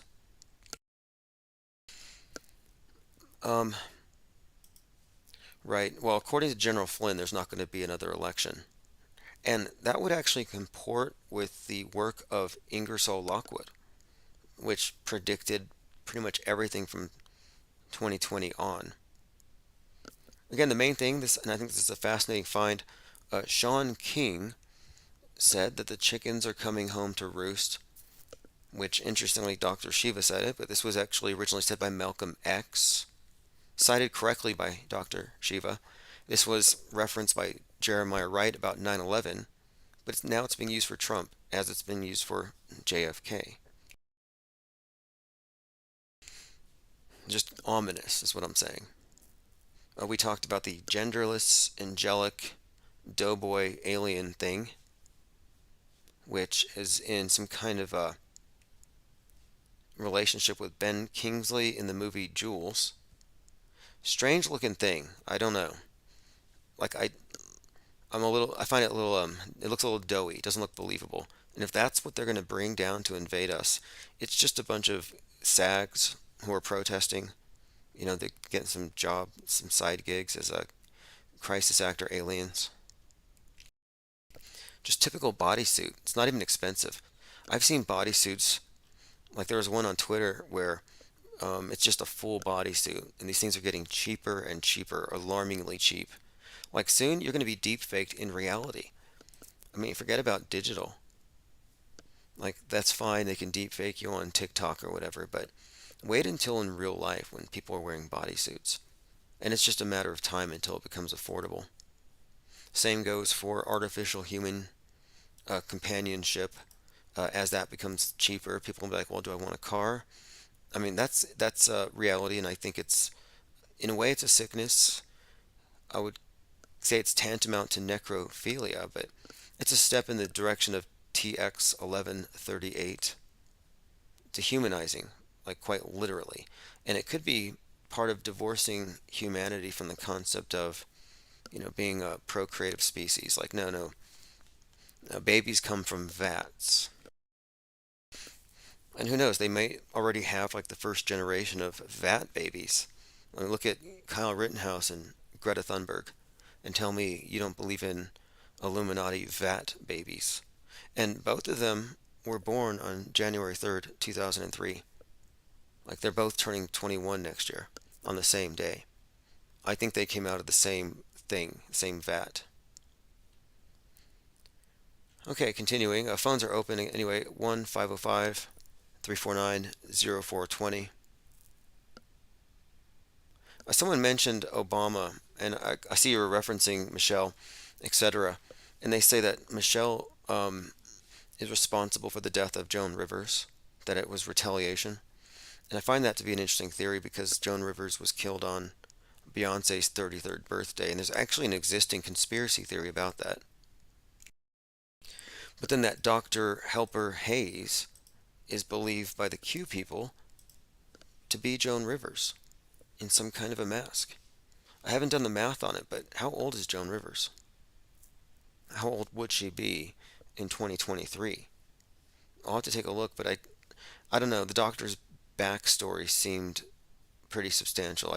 I couldn't just rule out this person's independent existence, but I'll have to dig. Okay, I'm going to take a short break and send out a text message notification.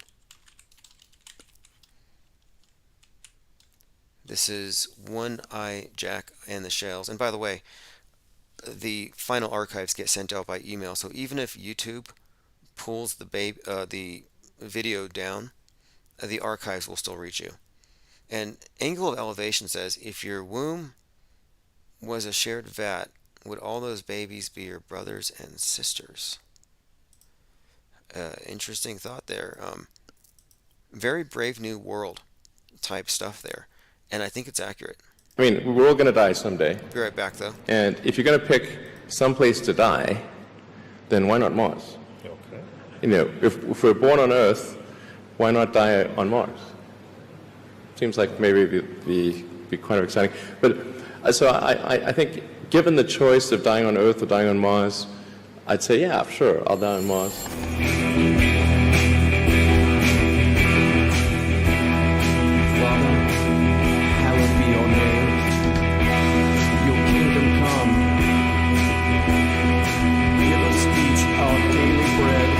Forgive us our sins, for we ourselves forgive everyone who is indebted to us, and lead us not into temptation.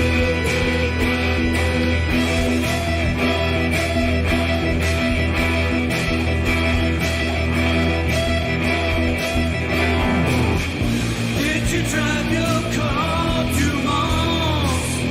Do yourself make space? Hiding behind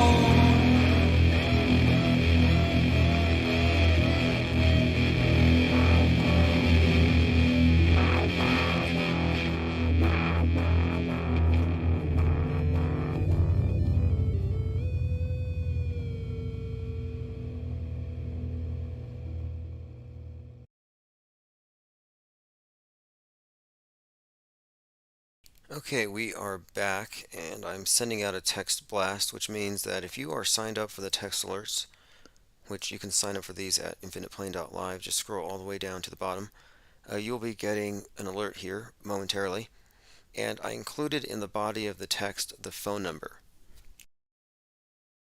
Generally, this will bring in callers throughout the night, so if you want to call in, numbers on the screen, or it's likely in your messages here. And I think we have like 160 plus on this list so far. Again, it's free to sign up.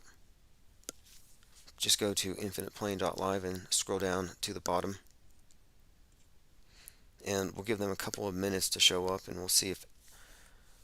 What have we covered today? Okay, we have a few things. Trump's thing, yeah, obviously it's getting a little repetitive, but the context of it, obviously, fits in with this broader narrative of his impending martyrdom, unbelievable as it is, as unchristlike as he is. They've Christified him, and he's being framed. It depends on how you look at it. He's a pretty bad mafia don, a bad don, Christ or Antichrist, depending on which side of the Twitter sphere you're on. I've been following Donnie Darkened, and it's compelling, I'll say that. And what's more, Richard Spencer, the 2016 election era white nationalist agitator, I believe he was the guy that inspired the Punch a Nazi in the Face movement. That guy had a conversation with Donnie Darkened about this Trump as Antichrist, and he finds it very compelling and interesting, and that means something considering how he had this first-hand, more or less, relationship with Trump early on, and was really responsible, I think, for a lot of the early proselytizing on the far, far right, online and otherwise. Elephant Tusk says the right have a new anthem. Oliver Anthony Richmond of North of Richmond. Yeah, talented singer, undeniably. People are saying some people find it questionable, but no, there's a lot of obscure artists out there that if they just get tweeted by the right person, the music will float on its own merit. It's perfectly timed and everything, and it just happened to hit the right market. But I mean, in my opinion, this is the danger represented by true counterculture music and artists and thinkers, obviously. All the gatekeeping and comedy as well. I mean, if there's any song that needs to go viral, it's probably Auto Hoax, if you ask me, just because of the tone it sets. Because ultimately you're talking about unplugging from the MK Ultra mind control puppet master. Like, why not de-trigger yourself? The only winning move is not to play, as they say in war games. And this is Psywar Games. All right, G33. Yep, I have text notifications as we can, and you know what, they're getting up there, the numbers on credits, but the number of people who receive them, almost up to 200. My goal is 300. And I'm only specifically sending them out there when we have phones open as well. And you'll notice the new phone number is in the body of the text. And again, if you want to get text notifications, just go over to infiniteplane.live, where I also post a lot of other things that we talk about every day. Like, for example, I believe that I have decoded, or rather revealed, the real meaning behind the lady panicking on the airplane about the, here we go, about the MFer who wasn't real. I think it all comes down to the fact that, this is my guess. My guess is the number 23, it's been 23 years since the Final Destination movie came out, and they're doing a reboot right now. The movie is encoded with the number 23 in particular.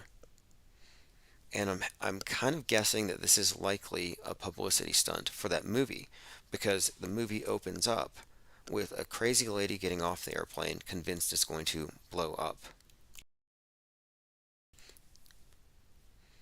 Elephant Tusk says, I took my dog for a walk. Did you go over that Jacob Chansley dressed up as the Joker video?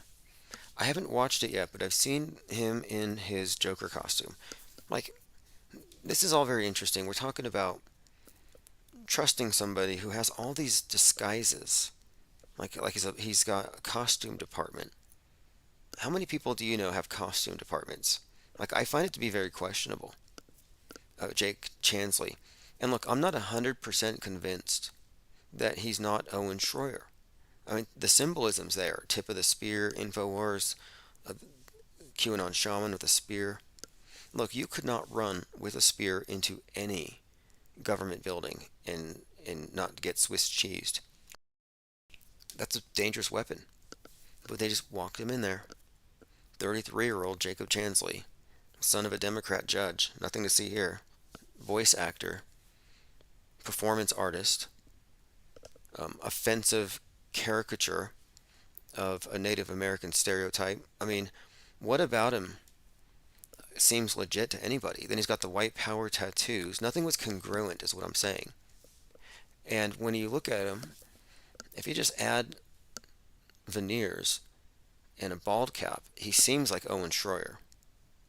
I need to see two of them together in the same room at the same time. Doesn't count if one's on the screen and he's talking to the screen. Like, I've seen that trick. Like, I want the two of them in the same room. I don't know if they exist. I don't know if he exists. I'm saying the QAnon shaman may not exist. Benicio del Toro may not exist. It may just be a construct created by Brad Pitt wearing a mask. Jacob Chansley might just be a bald cap and some fake teeth by a performance artist who spends most of his days imitating Alex Jones but on special occasions, he performs as the shaman. Harmon Walker says, Tim, did you notice how perfect she was framed on the camera? It was like she missed her mark and had to step back in the camera's view. No, if you want to call and talk about it, I'm definitely interested in hearing whatever you have to say on the matter. The new number, which you can save on your speed dial, and you can leave voicemails 24/7, is 1-505-349-0420. And I wasn't trying to cop Elon Musk's 420 fixation.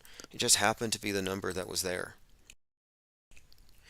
I probably should have left it for, one of the 500 dispensaries around here, but again, 1-505-349-0420. G33 says, definitely not Christ. Are you talking about Jim Caviezel? Or Jim Caviezel, spelled with a Q? Donald Trump? Or Jake Chansley? Like, which of these individuals isn't Christ? Because there are so many false Christs right now. Infinite Plane Radio. This is Harmon. Hey, what's up? How are you doing, Harmon? Not much. Let me turn my music on my background off. Okay. Yeah, I was talking about that lady on the plane, how the guy was videoing her, and then when she was walking up the aisle, and when she turned around to say her little speech, oh yeah, she actually had to take a step. She had to take another step up to get back into his view. Fascinating. Now that you think about That, it, I just noticed that. look, okay, a couple years ago, I was at a craft shop, and I saw these customers kicking each other because one of them got within 6 feet of the other. And so they were fighting over violating the safe space of 6 feet by kicking each other. And I got my phone out and I tried to record it, and I couldn't get it together on time to get the drama. And I'm just saying that was pretty well choreographed. Like, the cameraman did a good job, and that's kind of suspicious in and of itself. And it seemed rehearsed, is what I saw. She was rehearsed. Yeah, like I was saying, she. If you look at it, almost like, in my mind, because I'm thinking so much that it was fake, that she went like maybe a half a step too far, and then she stepped back up into his camera view, like there was a mark to be at. Okay, that'd make perfect sense. Because how was he going to get that great? Everything was perfectly videoed. How did you get that so good? Okay, now this is interesting. Right, okay, because there was another, and I'll have to look at that, because there was another one that involved a plane recently that was this man responding to a child kicking a seat, and he lectured the child, and it was a drama that was highly commented on. Turned out it was a skit. It wasn't a real plane. And I have to question if that scene was even on a real plane. It could have been a stage there altogether. You go. I saw that video you're talking about yesterday, and I thought it was a real, but all of a sudden it just cut off. That was the end of it on that video with that kid kicking. Because there's no way that kid would have kept kicking that seat like that. And there's no way a mother would have let him keep kicking it. No way. I'm glad you saw through it, because you know what? A lot of pundits, even like big pundits with millions of readers and listeners, they were commenting on it as though it were real, because they automatically react. And if you think about it too, recording on a plane, if you're doing a movie or something, that might be a little problematic. It'd be much easier and cheaper just to do it on a stage. Like, do you think they actually would film? I didn't think of that. That makes more sense. Well, definitely more sense. What do you think about the point I brought up, that afterward, when she was screaming the plane was going to blow up and she was looking at the plane, it was a reenactment of the opening of Final Destination from 23 years ago. I don't remember finding on that Destination on that one at all. So I didn't know, but it sounds, they got to get it from somewhere. Yeah, I'll bring it up again. Yeah. But basically what I found is that they're rebooting the series. So they're like starting it over again. And the whole movie had the number 23 encoded into it. And it opens up with this exact type of scene. only they're rebooting it. And I thought this could be a publicity stunt because the lady's admittedly some kind of marketing executive, which just basically means, media um, manipulator, marketer. It's kind of like it's a PR stunt. Yes, who knows what they're. Anyway, I was going to tell you real quick on your text messaging. We just got that. When I clicked on, you only had 23 people watching, and it was over an hour before we got the text message. So when we got the text message, now you got 55 come up. So just in the last 5 minutes or so, since we got the text message, you've doubled your views. Yeah, and actually, Just to let you know. I took a break and sent out the text, and I'll send out the entire archive after. And I was like, I'm on a new channel because they killed 2 of them, and I'm like, let's go ahead and see who shows up. And if we don't get above 50, I'll send a text, and yeah, the numbers go right up. So I'm gonna continue to do that. I know. I thought, is that expensive? It's an advertising expense, but it's totally worth it. It depends on a few factors. If I buy in volume, as far as the credits, price goes way down, and I generally try to do that. But it's totally worth it in terms of everything else, because when they destroy a channel, you can bring most of your regular listeners and participants back to your new channel pretty easily. Otherwise, they would never find it. Okay. Anyway, I know if it's not too expensive, because that's basically the only way I get it from you now is that text. And like you say, it over doubled the people in 5 minutes watching. Okay, I'll take that in consideration. In fact, I'll probably prioritize buying credits in bulk, because we definitely want to be able to send out that beacon spelled with a K. So I appreciate it, and have a great evening. All right, you take care. All right, that's Harmon from the chat. Yeah, the beacon is the penguin signal, which is definitely essential. Like, look, if we didn't have that, there'd be no way to maintain the integrity of the network, which has always been the target. It's never been me. I don't think they're trying to censor me. Like, I'm probably considered to be a crank, if you really think about it from the perspective of the mainstream, but they don't like the think tank. They might think I'm the Mad Hatter in a situation, but they don't like the idea of a lot of individuals who are fully apprised of what the world stage is, who have that off-world stage overview perspective, and the idea that you'd be networking and diligently deconstructing fake news real time and retro auto hoaxing. I think it's just outside of their realm of experience, and I think it's problematic. And the text thing is just a way of maintaining the network. But what's even going to be better, and I think in the future it's going to be a bigger factor in all of this, is when we get into print. When we're in print and we have the tabloid in circulation, as you'll see, we have a few different approaches here, but I think that's going to be the way that we really build what I'm calling the parallel media. Because I'm not anti-media. I love it. I think it's very entertaining. It's a circus, but our perspective is a little more academic. We're not activists. And moreover, this is a something that exists, I think, within the realm also of a philosophical speculation about the role of media itself, which it's a conversation that's ongoing and it needs to be had, lest we blindly walk into this digital dark age, which I think is the design.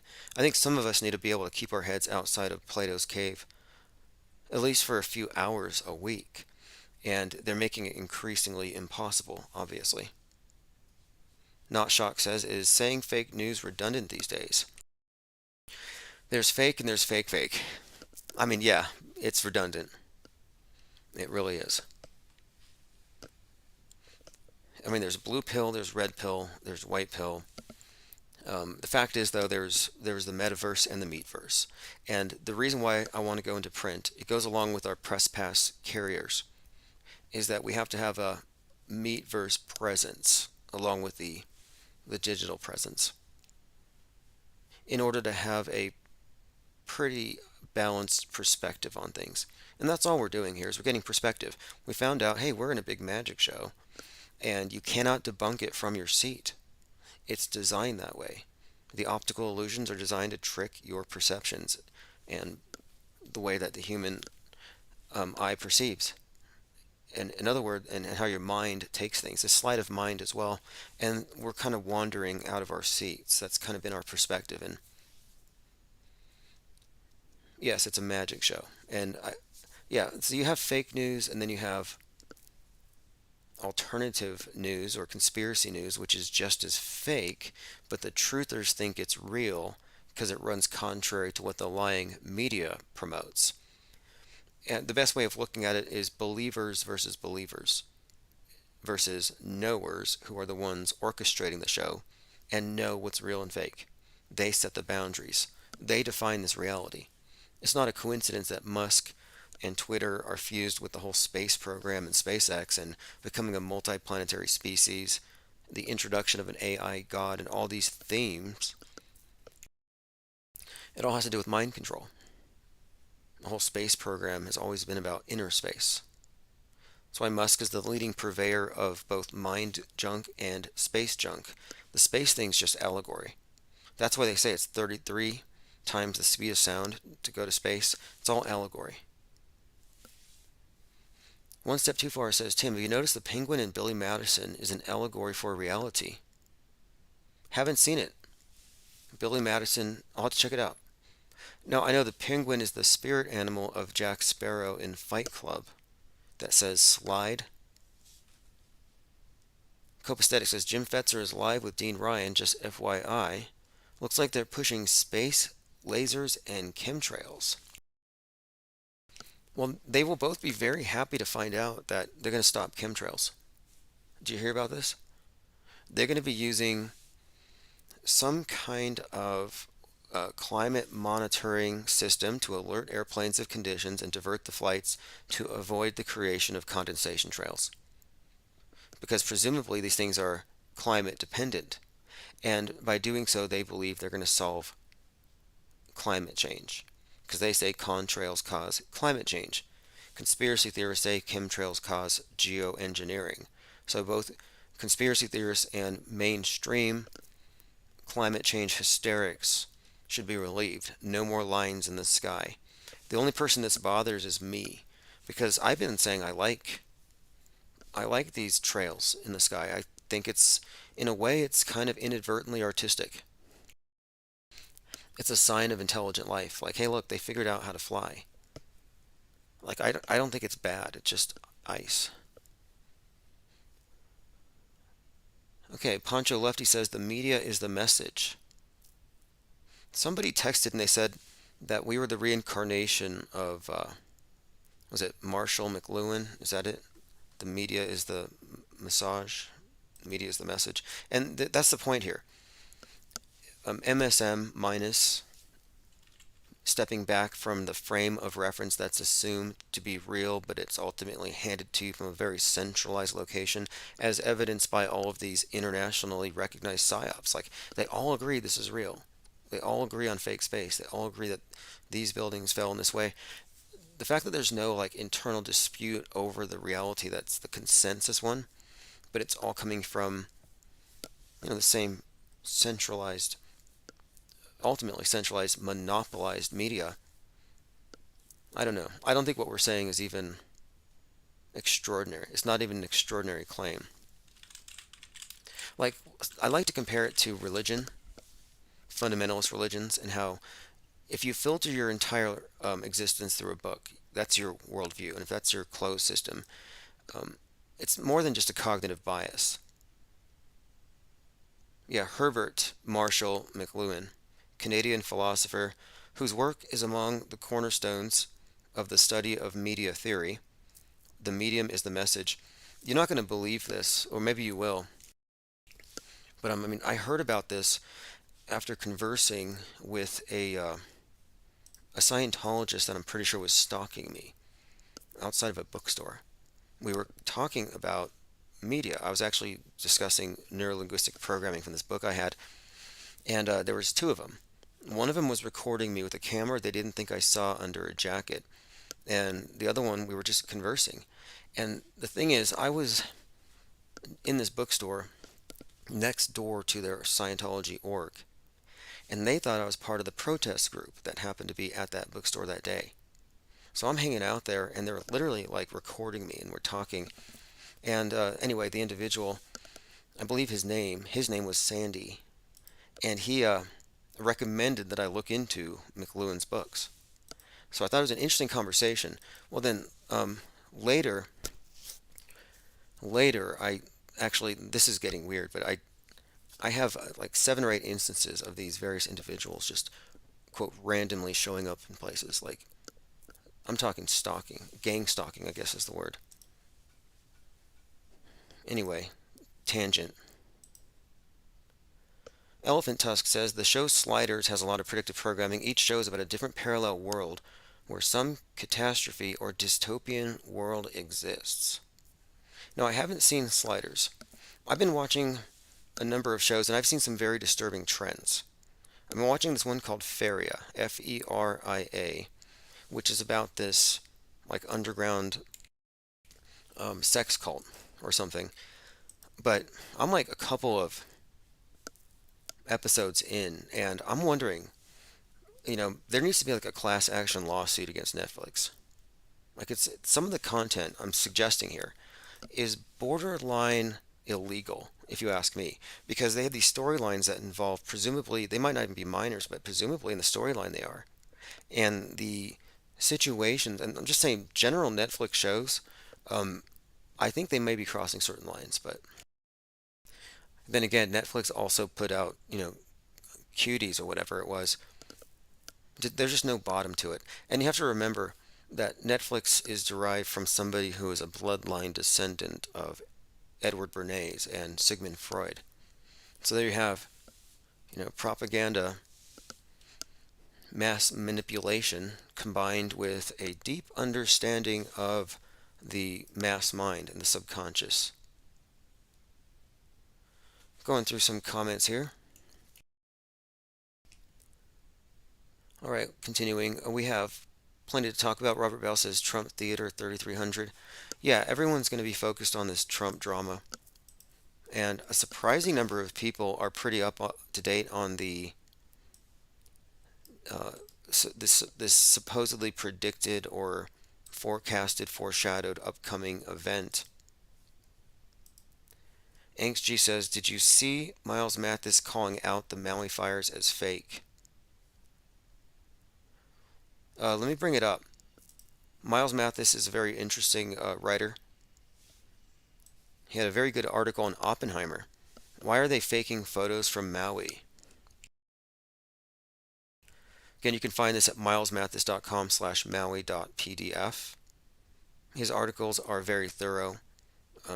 I generally listen to them with my audio reader, or I print them out. These are always very detailed. He's very thorough. You definitely expect his research to go really deep into the details. So I'll check it out. But it's a long article, and it has all what I would expect from him. We'll see.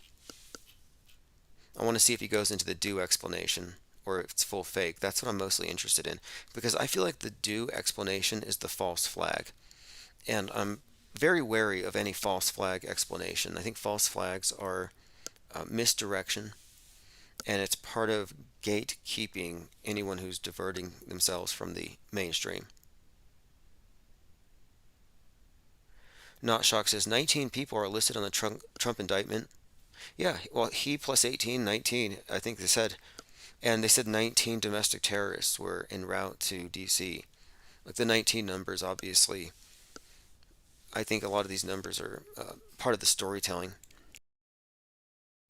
But this January 6th thing is very much a predicted thing as well. It's definitely part of a bigger storyline, and Trump's campaign launching in Waco, they're tying into this Turner Diaries book I alluded to. Because if you remember, Waco was ultimately about guns, and specifically 1.6 million rounds. And Turning Point USA is really the center of the organizing on the far right, ideologically speaking. Infinite Plane Radio. Hey. Hello, caller. How are you doing today, or this evening? I'm great. How are you? Oh, excellent. Just looking at the news of the day, your take on any of this stuff that we've been talking about? Well, I mean, everyone's considered a domestic terrorist these days. All you have to do is have an opinion to be a domestic terrorist. So they could be talking about anyone who's like vegan or, standing up for animal rights or whatever. Yeah, the word doesn't mean anything these days at all. You're absolutely right about that.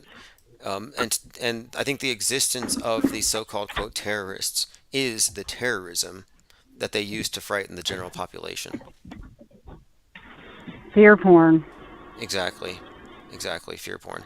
I think that it's a fearocracy, and I think this is an old technique that elite have always used. Weaponized superstition. Yeah, and everyone falls right in the trap, Not everyone, but the majority. It's clever. It's really sad. It's clever, though. I think I can understand it. I think it's clever because what they do is they manufacture stories that the people who wake up will gravitate to as the alternative, and they don't know that those are also controlled stories. And so it's an epic gatekeeping operation, and it's mostly effective. And only a few of us have, I think, really even stepped beyond that, and it's been frowned upon. There's a reason why mainstream conspiracy theorists don't talk to people who talk about psychological warfare and fakery. Yeah, don't you dare talk about 9/11 or, what was it? Greta, where was she at? Oh my gosh, I'm trying to think of what it was called. The WEF. You know what I'm talking about. Yeah, the WEF, the UN. Well, she's been everywhere, but yeah, she's in there too. She's been yeah, she's got quite a carbon footprint for somebody who wants us to not have one. She's an actress. She went to school for acting, and yeah. You know what? You're right. Didn't her mother get a golden crisis? Yeah, definitely. She's a lifelong actress, and for people who don't know, her entire public persona has been part of a reality TV show for Hulu, or a documentary is what they called it. Yeah. Yeah, all lie. We've all been taught these lies. All our life. It's clever though, because it's the visuals. Though. It is. People are sold on the visuals. It's the visual lies. They see it and they believe it. And I think this is one of the major tricks. I consider it to be a form of I call it sleight of mind, but yeah, they bypass critical thinking with their this mass media that's just unavoidable, and these characters you just assume they exist, but they're just movie characters. They're constructs, but they become real. It's unreal. Yeah, if I were the devil, I would have done the same thing. You know that thing, if I were the devil? Yeah, absolutely. I was looking at the devil on the tarot card, and he's squatting on a black box that looks like a TV, and he has like man and woman chained to it. And I think that's a perfect. Well, that's an old image too. That's way before even TV. It's a great example. Yeah. And that guy, right before he died, he said, I forget his name, but he said, get rid of your TV. That's the only thing you can say. And then he was hung himself or, off somehow. Oh, yeah. The next day. I think everybody probably knows that. It's an epic clip, and it's like the movie They Live was a documentary. Oh, yeah. Yeah. But I think it's like in reverse, though. Like, it's not that you have to put glasses on, but you have to take a lens off to see. But it's pretty much an apt description of how this place really operates as far as the elite media are basically aliens as far as like an invading species in the sense that they create this hive mind and they control everybody. I mean, it's like an alien invasion. They're still teaching in school about Christopher Columbus sailed the ocean blue and discovered America. I mean, What the hell? We all know that he didn't, and he was a rapist, murderer, and you're still teaching my kids this in school? What a lie. Yeah, that was one of the hardest things for me, actually. Like, I can understand the news being fake. And then I started to realize, okay, well, the elite interests who create the news are basically writing history as they go. And so, can you even trust history? And then I find out, how much of this history that I was taught was really just worldview warfare, or rather, worldview shaping, getting me to see things a certain way, like rather than being an actual factual accounting of what happened. And that's kind of crazy to think about. Yeah, I mean, I believe in God, but it kind of makes me think, did they write the Bible and make revelations come true? It kind of, I don't know, it's kind of strange how they predicted all this, Mark of the Beast, and, yeah, I don't want to lose faith in God or anything, but it kind of seems like it's all been planned and they're just going by a script, and I don't know. Is this real? Okay, I see, I think. And we often talk about this, a lot of attempts that would appear to be co-opting or imitation. For example, the group called NOAA, the organization, the National Oceanic and Atmospheric Administration, like NOAA, their symbol's the dove, and they tell us the flood is coming. And I'm like, wait a minute here. The symbol of Noah from the Bible warning us of a flood is a dove. So they appropriate all the iconography from the Old Testament and they put it into the space program. They put it into our scientific paradigm. They replace the old concept of sin with the virus. Like I've been saying for a while that it's an imitation. They've created a perfect facsimile. Yeah. Now they want to rewrite the Bible so that it fits everyone. The transgenders, and we're going to have transgenders replaced with, Saul and Jacob and all those guys. It's not too new to me. I mean, I was apprised of this a while ago. I was told when I studied the Aleister Crowley, and his whole cult said that we're moving into the age of Horus, the god of Mars, and that this god would be a perfect amalgamation of Isis and Osiris. In other words, androgynous, male, female. That they would be taking down the patriarchy, but not elevating the matriarchy, but rather putting in this. They said this new sun god, or the new god of the new aeon is the word they used. And anyway, it said androgynous, and so I'm seeing this and I'm thinking, okay, everything here seems to be making sense. They're redefining everything. They're going from one extreme to the other. And now they're doing the synthesis between the two extremes.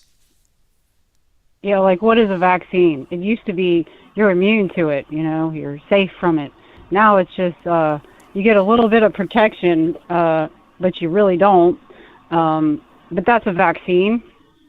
I mean, it's just all a lie, and it's disturbing, and it's sad to watch people get this shot and think they're doing something. Yeah. Well, not only that, it's look, whatever people's opinion are on it, because in my opinion, it's just a psychological prop. But what it does do is it proves that you're brainwashed. It's like, prove to me you're brainwashed. It doesn't matter what's in it.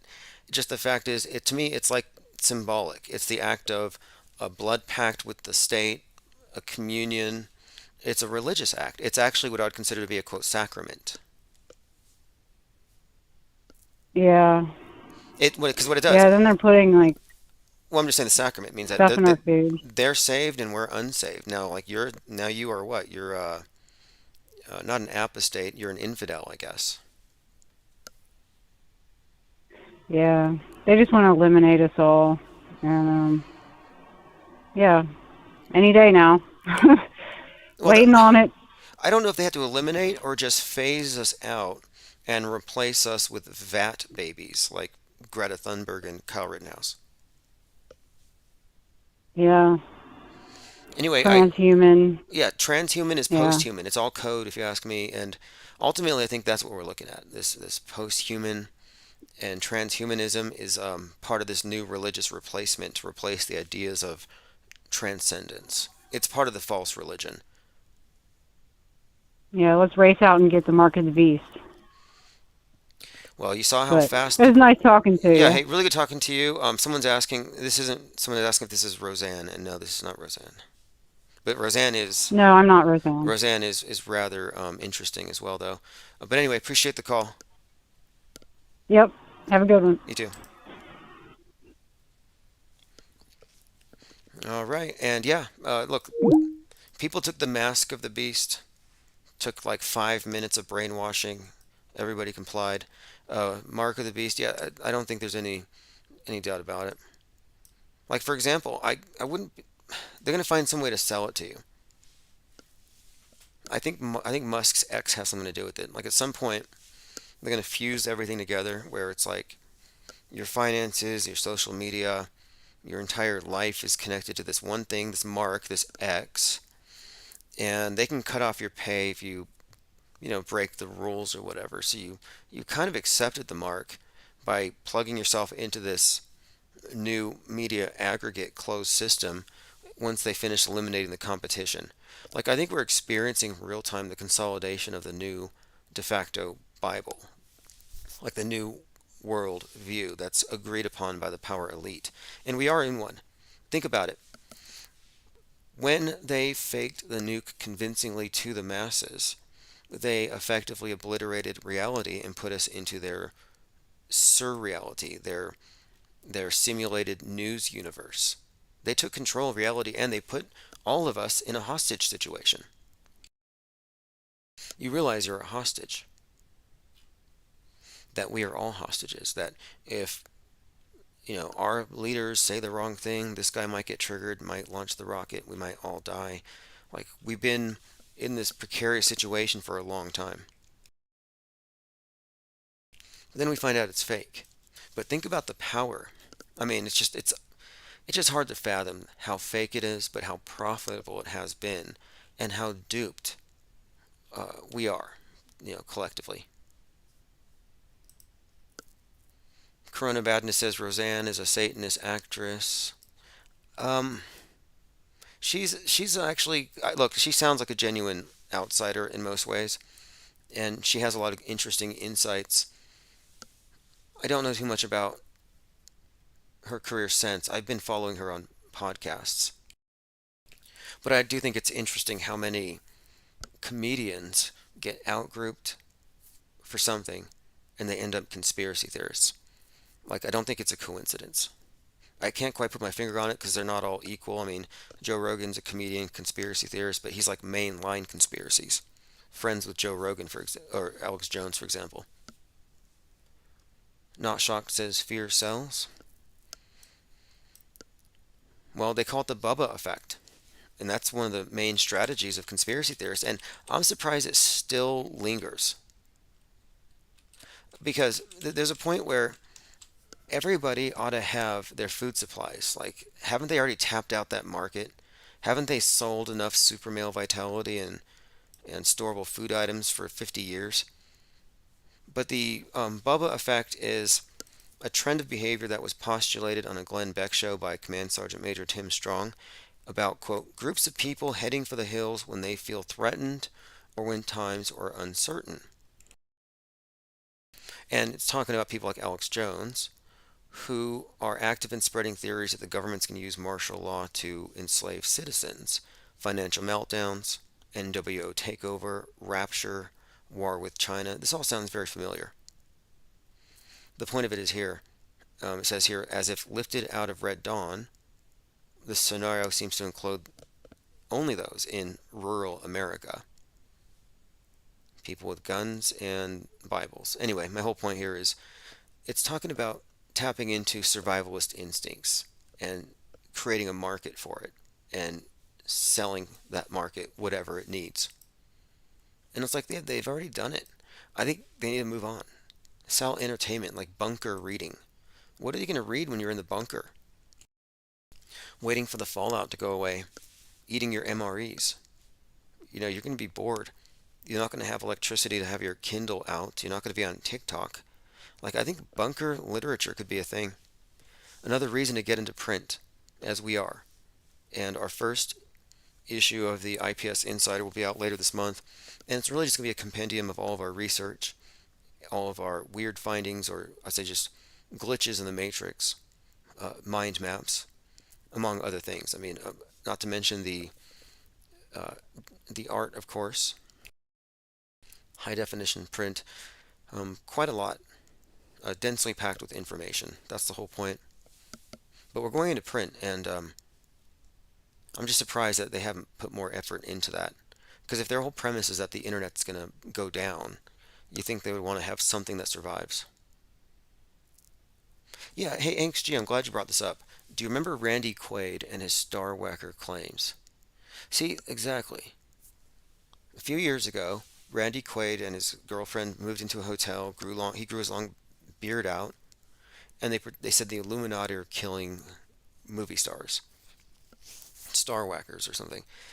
Anyway, it seemed fake, like some kind of, but it was taken seriously by some people. But again, I think that's some kind of engineered thing where they're like, your role is to go deep fake and, create this online kind of story or narrative line, like basically a psyop. Definitely a psychological operation. Merging fantasy with reality, like the caller just said about Greta's an actress, but now she's an activist. Now she's real. Now she's an influencer, and the history books will laud her as some kind of great change agent when she just played one on TV. But this is the nature of the reality fluid world stage, where they can quite literally manufacture characters and make them realer than people like you or I, who can be censored into non-existence.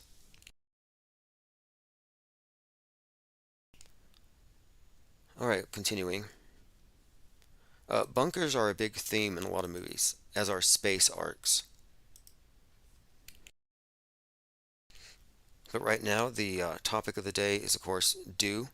And I literally walked into a store and I saw Mountain Dew Maui Blast. So again, I totally understand why people are reaching for that as a possible example of predictive programming. Stephen Curry has his own brand of sportswear, and it's an Under Armour brand, and it's basically just a 666. I mean, how many ways can you repackage that number? Apparently infinite. You got CERN, you got WEF. Here you got Stephen Curry making a 666. I've seen it in the Taco Bell logo. And you don't have to have that. Like, it's not like it's just unavoidable. But it's a pretty obvious one. Stephen Curry, I believe that's the one who was questioning the moon landings. They had an astronaut talk to him, correct him live on Instagram, and then they awarded him with his own brand of moon shoes that look terrible. I think they have these celebrities run with conspiracies so they can publicly debunk them.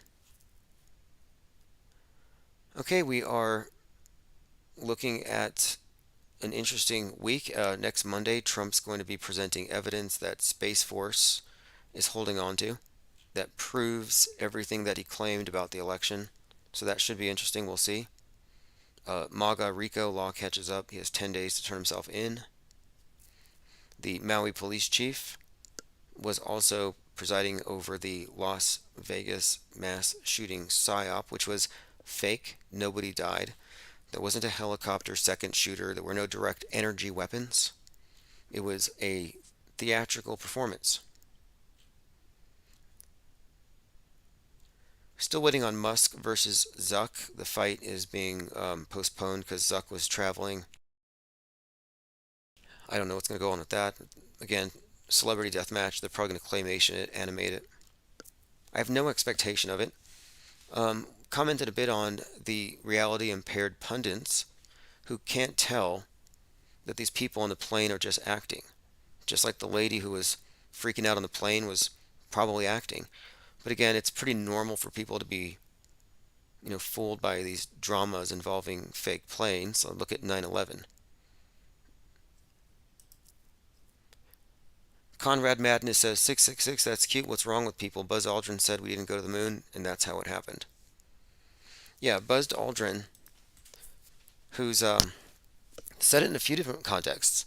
He's kind of he also said that there was a monolith on one of the moons of Mars. He also said that the horizon on the moon was bendy, like it bent, trying to emphasize how small the moon was.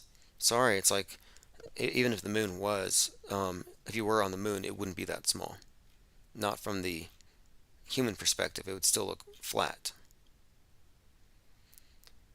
Okay, again, if you didn't know, the current thing, if you're a truther, is direct energy weapons. And I'm sure that next month you'll get back to caring about rescuing children.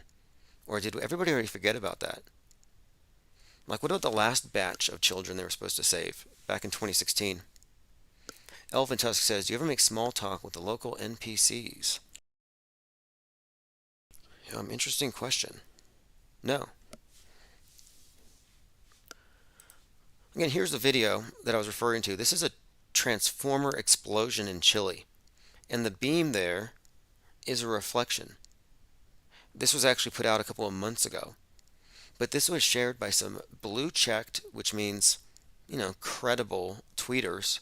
In this case, Matt Wallace. Millions of people saw this, and they thought, okay, this is a Chinese satellite shooting at the beach. It's like, no, this is an old video. Most people don't even vet it. They just share it. It's absurd. Like I said before, auto-hoaxing prevents overreacting. It's crucial that you pause.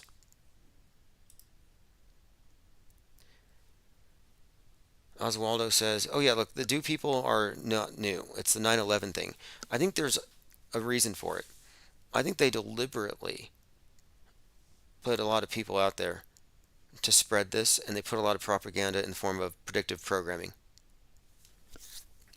Jake the A-hole says, anyone who watches Sound of Freedom helps save children from trafficking. Those like myself who did not, well, I help traffic kids by not watching. It's just a virtue signaling thing. It's like, okay, check back with me in a month. Let me know how many children you saved. I was actually excoriated by a QAnoner. They said, don't you want to save the children? After showing me some video, which was like a compilation of crying children, I was like, oh, I don't know. It just seems like, like those old commercials that they play where you see starving children, and they say, if you could just give up 1 cup of coffee a year, you could save a life. Like they guilt trip you into reaching into your pocket. You're morgiling in your couch for change. If you don't know what morgiling is, it's in our lexicon. But anyway, it's like, it's a guilt trip thing. And if you look into it, the movie has an agenda. It's connected to the Mormon cult. It's connected to Paul Walker, who faked his death and came back as Tim Ballard. And even the director of Sound of Freedom came out. He said he was appalled at how the movie has been appropriated by the Q crowd. That the Q cult has appropriated his movie. He said it was not his design. In fact, he said he did not make $1 off it. Elephant Tusk says the left used to be about saving the whales. Yeah, they don't care about the oceans anymore. Now it's all about space environmentalism. The left is responsible for 57 million tons of PPE floating in the oceans, congealing into islands. Like islands of spent PPE floating around in the oceans. They say they're spotting new islands near Japan. The left did that. And if there's anything to the idea of ocean levels rising, it's got to be that. All right, let's see here. Jake the A-hole says, Morgal showed up to my comment section acting all buddy-buddy recently. I asked him why he got kicked off Clothesbusters, but he never responded. Yeah, probably a inappropriately timed comment. But anyway, I saw him on the memorial for Bob, which I was very disappointed, to be honest. I like the idea that we can all, at some point, not necessarily reconcile, but I want to just see where people go, their trajectories. I'd like to think that Mark Sargent is out there in Antarctica with big snowshoes and a husky dog, just going south. Like, obviously recording it, eating protein bars or whatever. Like with the penguins. Like, I hope that's happening. I'd be disappointed to find out that all these years later he's just in his basement still, playing World of Warcraft. It's like, is the metaverse that much more entertaining than the real thing? Like, if you're even open to the possibility they're hiding a continent and you're not rushing over there like it's a gold rush, then maybe you don't really believe it or something. Okay, continuing. Conrad Madness says, unless you save the child yourself, you have no idea where it's going as far as the money. Right, look, I think that the movie was malappropriated, but it was with malicious intent is what I mean. Like, it was deliberate. Jim Caviezel and Tim Ballard both, I think they were trying to get this thing out there before 2020, when there was a bigger market for it. If Sound of Freedom had come out in 2019, it would have been packed with red-hatted MAGAs, but it wasn't packed. They said it was a huge thing. I think they had a lot of people buying, like, I think they, AstroTurfed? Like, I think they bought out theaters with money from their organization that weren't even occupied. I actually think that, because there's no way to explain the high numbers. But anyway, it's anecdotal, but I watched it, and there's like 8 other people there. Okay, continuing here. I was supposed to go out and watch Oppenheimer and Barbie. I don't know if I can do it. I might watch it later when I can stream it. But here, this is Jim Caviezel. And this is why I say this is like, it's obviously a grift. One, this is from Steve Bannon's War Room. Steve Bannon should also be in jail, but he was pardoned in advance because they need him for this. JC, Jim Caviezel, was 33 when he played Jesus with Mel Gibson. And again, he's part of the big Q thing. For slave labor, or is it adrenochrome? The whole adrenochrome empire. This is a big deal. It is listed under the NIH. It is a chemical compound. It's a molecular structure. Is C9H9NO3.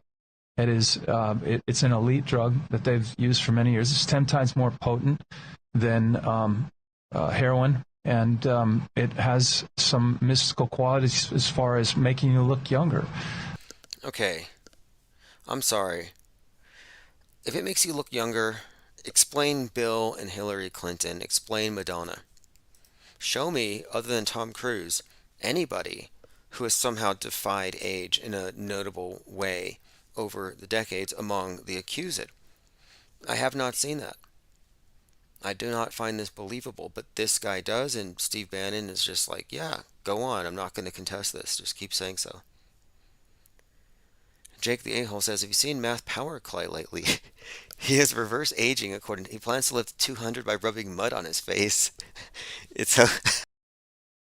hilarious. This is so bad. It's hilarious to see what people end up sometimes. It's not bad. Look, I've seen it, and yeah, you know what? Fine. You want to smear mud on your face and in your hair and think you're going to reverse aging, sure, but aging is a process that encompasses the insides as well. And I don't know if you can fix that with just mud. But yeah, I saw it.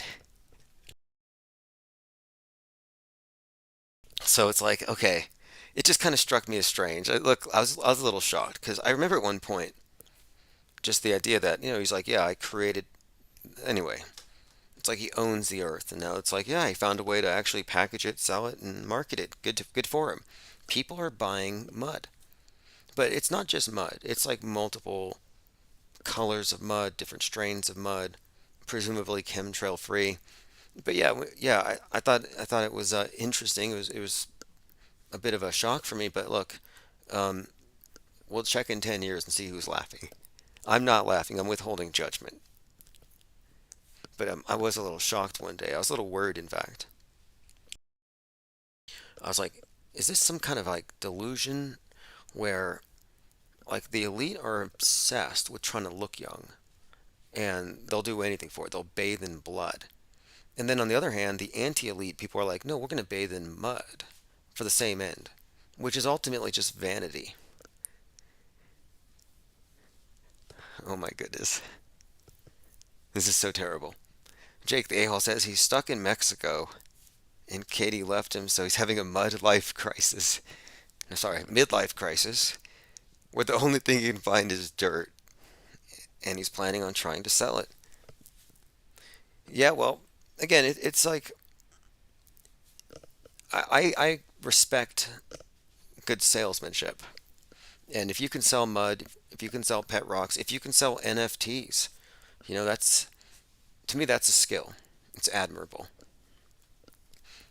Yeah, look, I'm just like, I'm not laughing. I'm just like blown away by some things. I'm like, okay, this can't be real. I saw her also covered in mud, and I was like, how long is this gonna last? Like, because there's got to be a limit. There's got to be a limit, and I just realized, okay, someone's gonna hit their limit. I just kind of thought this has to be either a really good con, a real product, or taking something to an extreme. I don't know. But anyway, I don't have an explanation.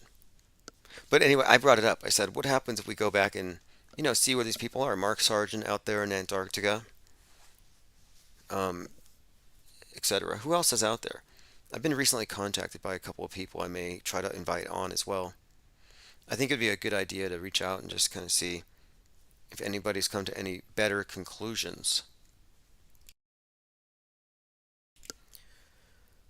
Okay, let's see here. Configuration manager says no billboards though. Yeah, no billboards. Yeah, if people don't know the story, the only reason why it's even slightly relevant to us is we were crowdfunding a billboard because let's just go ahead and blow up the news around this idea of researching the flat earth. Let's just get it out of their hands before they can gatekeep it properly, and we did. And he tried to stop it, which made us kind of mad. And I say us, it was like 500 people who had pitched in on the billboard. Small donos. We were just moving our thing forward. And they're like, no, please don't do this. I'm like, you can't really say. And he said, I own this. I'm like, you own the earth? So if the earth's flat, you own it. Like, he literally said he owned it. That's why I think it's kind of funny that he now is like owning the mud. That's why I think I was like, this can't be real. Jake the A-hole says, who listens to Mark Sargent anymore? Like, really, who? I don't know, but I haven't looked. However, David Dearth has actually popped up on my radar. He showed up in my newsreader with Daily Mail, where it was like, Flat Earther says UFOs exist beyond the ice wall. This was like last month. Let's see if I can find the article. Here we go. August 3rd, Daily Star. Flat Earther claims aliens live on hidden continents beyond the Antarctic ice wall. Now, to me, this is progress.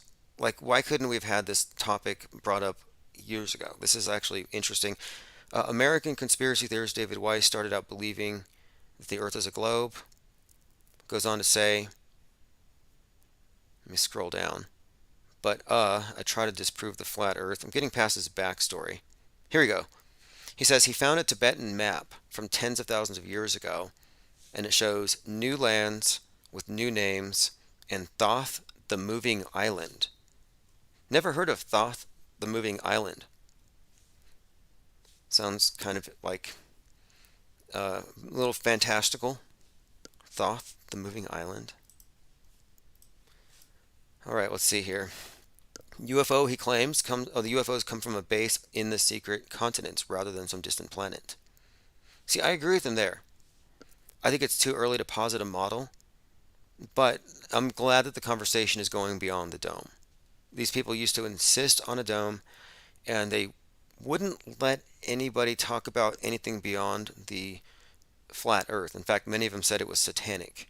They said, if you talk about anything beyond the dome, like more land, you're saying that the Bible's wrong and you're promulgating the same satanic blasphemy as outer space.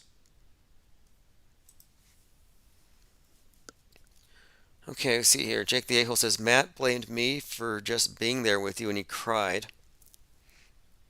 Yeah, that was a low moment, I believe. But I can't even figure it all out sometimes. I'm just like wondering, it's like you can't tell people what to do.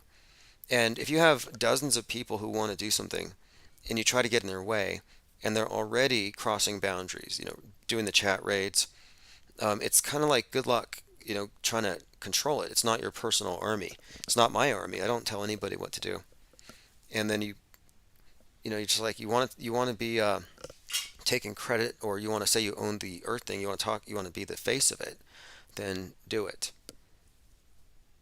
And if we didn't do that, if we didn't put the billboard out there, the conversation might have remained confined to a number of mostly feds and peds and federal informants gatekeeping it into some kind of false biblical cosmography. And that was obviously where it was going to remain. They turned it into the Conference Earth movement, where it's just about conferences and celebrities. Like, get the biggest celebrity to shout out this meme and somehow it means something. It's like, no, the only thing that means something is more information. Okay, let's see here. Angst G says, Dearth is the Forrest Gump of flat Earth. It's, look, very hardworking, if that's what you mean. Like, he's everywhere, and he's done a lot of interviews, and so has Mark. Mark Sargent has done hundreds and hundreds of interviews, where he's been on many different platforms. But generally, the conversation remains confined to a backstory. How did you come across this idea? Who did this to you? And he's like, YouTube. I was just searching for conspiracy theories. I was bored. And that's the message that got out there, that the flat earth is a symptom of YouTube algorithms and bored people susceptible to misinformation, bored boomers. If you looked at Netflix, the documentary Behind the Curve was basically making the story of Mark Sargent and Patty Steer and their awkward relationship, but he was too Arrested Development to make a move, and he was living in his mom's basement. And then somewhere in there was the flat earth topic that he found on YouTube, kind of quirky. Like, they minimized it. And then they fake debunked it twice by kind of selectively re-editing things, and they just put a bow on it and said, okay, this is the end of the topic. And right after they dropped that Netflix special, they censored the topic on YouTube. They just kind of killed it. Flat Sabbath says, who watches FEA anymore? What? I don't know what that word is. Blurfs? If you could call in and define blurf for me. I'm always finding these new words. And look, if anybody's ever offended by any word that comes from Infinite Plane Radio, you're welcome to call in and explain why it's offensive. Or if you feel like that makes you a target, you can email me, even in confidence, and say, this was offensive and here's why. And I'm curious about this genuinely, because the censorship we see today is premised on the idea that somebody somewhere might be offended. But I'd like to know, do we have any anecdotal evidence to support this? Are there any, admitted troll flakes? Like, hey, look, on August the 14th at 7:15 p.m., you said blank, blank, blank, and it broke me. I curled up in a fetal position and I wept. Okay, well, I won't say that again. In other words, I want to know if it's true, if we're actually offending people. And if we're not, then why are we even being censored? To me, free speech is there to protect offensive speech, because inoffensive speech doesn't need to be protected. It's common sense.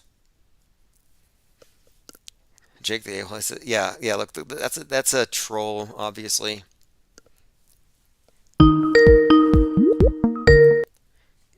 Infinite Plane Radio. I don't know why the ringer went off. Can you hear me okay? I can, Tim. This is Christopher at Reverse History, first-time caller. Oh, Reverse History. Awesome. Feel free to post a link to your channel, by the way. Awesome. I will. Thank you. Cool. And hey, what's your take on the recent thing with Maui? Are you thinking it's a do or some kind of secret weapon or no opinion? I mean, whatever. I'm just curious. Well, I'll just default to your third one, no opinion so far. I actually was going to move there during the shutdown just to get away from the madness here in San Francisco. But yeah, probably fate's had it for me to stay here and endure the madness here. But I did spend some time in Maui, and I have familiarity with Lahaina. And yeah, my overall take, just real quickly, I'm in alignment with what I've heard you say, not necessarily tonight, but over the last number of days, that to me, I need more facts and evidence. The fact that Las Vegas guy, police chief, is the commandant for this whole scenario just doesn't spell for any real, let's say, truth or some accurate response from this I don't know how to say it, the police force, the people who are managing this. Gives me very little faith that they're saying anything that has to do with reality. So quick take is I need more facts, but as it stands, their response to me is deleterious. I think that they should be much more welcoming to having drones fly all over the place to document what's going on and be more directly connected to the people in the community that are concerned about this, who've lost their property and so forth. Yeah, and lives for that matter, if so. Excellent points. I've heard that they have been gatekeeping any kind of legitimate reportage or outsider reportage, and to me that's like a clear indicator this could be a movie set or closed set, a staged operation, hyped up, amplified with fake clips like Wag the Dog. And other movies reveal this. It's movie magic with fireworks. Like, they can fake a rocket go into space. They can fake a disaster of this magnitude, in my opinion. I totally agree. I was just on with Tim Truth a moment ago. I haven't chatted with him in a while. He had a panel who was exploring this, and I didn't get to hear the entire presentation. There were some clips that I think brought more light, but still more or less, we're in the dark because we're at the mercy of these, minute feeds that we get, and by whom we don't know, and for what ultimate, let's say, connection to reality. I think it is good to keep a certain vigilance about the source and the accuracy and the fact that these people are masters of stage plays, like you're saying. I think that it's of great reason, not based on this event alone, but based on the history of what I know you and the IPS have hashed out, and certainly what I personally experienced, that these people are liars. So I think, even from, using the auto hoaxology kind of methodology, from scope step one would be, let's make sure that what we're seeing isn't some created stage play. But ultimately, I think the way that they've gatekept this, it's very, very difficult to match their words with the reality. I would rather see, and I think this would be something that, I'm not in this type of work where I would be operating these kinds of missions of going into destroyed towns or taking care of tragedies like this. But to me, in an age of now, we have cell phones, we have drones, we have a literal army of people that are there vacationing with these tools that could literally document this for everyone and actually probably cut off these narratives just by, here's the video, here's what we shot, but all of that's locked out. And as you were, not to continue too much here, but as you were alluding to there, this could be an elaborate stage play, and that's certainly on my radar, no doubt about it. Yeah, excellent points here. And this reminds me of the train derailment in Palestine, Ohio, where we did have one of our reporters drive out there and just note the lack of actual activity whatsoever, because we were, questioning whether anything had actually happened, and there was no access to the place where it supposedly happened. And that is the ideal, is that we have someone there who could do some basic reality testing, like checking out the empty testing centers in 2020. That has to be a staple if we're going to get a coherent picture, because we cannot trust simply what they're telling us. And one thing that really stood out to me about this one is that there's a lot to substantiate the idea of direct energy weapons from a conspiracy theorist point of view. Like I said, I walked into a Walmart and I see "Do Maui Blast" right there in the front. And I'm like, how is that not somehow some kind of coordinated messaging, predictive programming wise, to Absolutely. Unbelievable how pervasive it is. But Absolutely, yeah. And to me, this is, I mean, you've mentioned this. I think the way that you've described this, and from your current analysis that I'm aware of, is that I mean, I'm a student of predictive programming and social engineering. This is a huge part of what I'm trying to parlay in my own project to try to elucidate these concepts of social engineering and mind control. And it really is too much of a coincidence that there is this DEW scenario. And thankfully, you and others who have called in have mentioned, yeah, this could be a guardrail just to placate, one side of that left-right paradigm to go fishing for ghosts, while the real root cause is completely being buried and or shipped out like the steel beams from New York City. And any hope of having any I don't recall the word I'm looking for, but basically evidence of the crime to be able to discern any outcome. Maybe we may get to a point where we don't have enough information to make any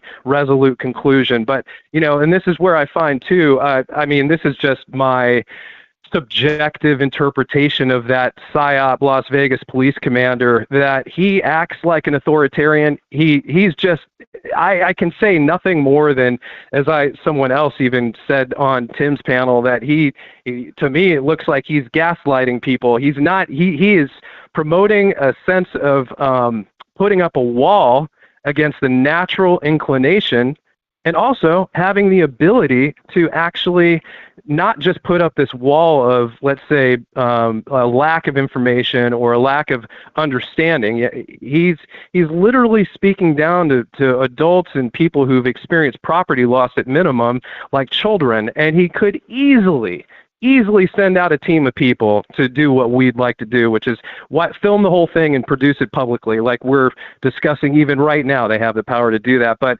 they've literally, in my mind, shut down that capacity of communication and verification, and they're literally asking us to trust people who have already been in proven PSYOPs, or at least one regarding Las Vegas.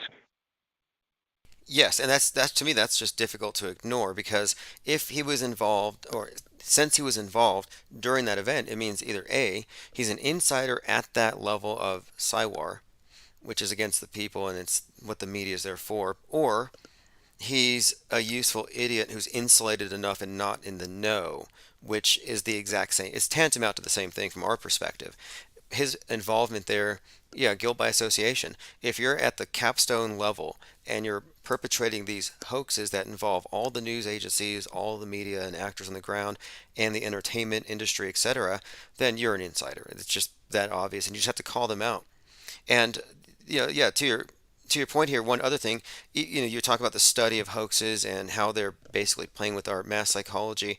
I think it's important here that we've developed and basically comment on the fact that the concept of fakeability is something that I think we've really kind of taken into account here, meaning when you recognize the extent to which they can fake something, you're not just bowled over by the size of the story. Like, there's no way they could do that. And I think it's important to recognize, what can they actually pull off. And as a general rule of thumb, I say if they can fake it in the movies, they can fake it in real life. And as I mentioned, the Palestine train derailment, that movie was preceded by white noise, which was exactly what happened in real life. And I just think it's plausible, that they could use the opportunity of movies and the special effects, in order to create these situations and then just insert them into your news cycle. To me, it's just the same technology. It's not like it's a stretch. I totally agree, and this is why I concur on the level of making sure that this is at least one of the approaches to add to the long litany of fact gathering, that it could be a staged event. And had we had this kind of analysis from day one when 9/11 happened, we obviously would have solved that one much more quickly. But yeah, to all of your points that you've just made, that aspect, and this is, I think, something that I think is a really great way to simplify the model, and in the way that if you can fake it in the movies, then it is purely fakeable. And, one of the things that's tough for me, now this is a little bit of my personal bias, is that having been to Lahaina, I was only in Lahaina I actually stayed due west in Ka'anapali, but it's about 3 or 4 miles west of where I would ride my bike all over the island and much through that Lahaina area. And, oh, wow. I mean, these places are literally just decimated. And so on some level, I think, one other thing I'll add to try to tie this together is that, and I can't quote my sources right now because I saw someone else's YouTube video on this, but they claimed that they didn't put it like this, but this is how I'm putting it, like 201 type of events talking about the nature of zoning or rezoning or some type of control over how, I hate to even mention the idea of a 15-minute city because, that's to me more agitprop, like you've often used to describe certain narratives that they have. But, it looks like if you add in this predictive programming, which I'm not saying is caused by DEW, it may just be a rabbit hole to trap the right and keep that fight going between the two never, let's say, unionable sides to that problem or equation of the polar opposites always battling each other. But again, tying this together, it seems that there is coordination going on here, which to me, when I look at it, and your points about Vegas including this, along with the idea of having insertions of, say, pre-planned media, I think with the people involved and some of these events, which I wish I could quote for people here, and certainly I'm going to do my due diligence and look further into that, but this so-called pre-planning that I'm alluding to in coordination with the man involved, this police officer from Vegas, or whatever title he has, it seems like it's too I think pre-planned and or fitting together with some kind of, I guess, predetermined outcome, if you will. And I think the one thing that I'm hoping we get are more facts, but I think one of the key components that I'll be looking at here too is key bono, like who's going to be the big winner out of this terrible tragedy. Great points that you brought up here. And the 15-minute city thing, yes, it's kind of taken out of context and they say people are overreacting. My reaction to it is simply that they're telling us that this is the ideal. It's like, well, no, the ideal used to be you travel across the country if you want, like the Griswolds. They've been killing that whole idea of, they want, I think to me, it's just them, it's the WEF trying to shape our culture, which I think we should resist. But I mean, I live in a self-created 1-minute city. But my take on it, though, with this thing in Maui, the first article I saw immediately drew attention to man's effect on the environment that was responsible. And if they can say that climate change caused it, man caused it, then it can give them an excuse to take us off that area or to make that smaller and smaller. And I think that's what they're trying to do. I think they're trying to create this perception that it would be better if we all get concentrated in these, big cities and let everything go. Like, in other words, a human zoo is what the elite is creating, where they rewild everything else. That's what it seems like the big picture is, let Gaia heal.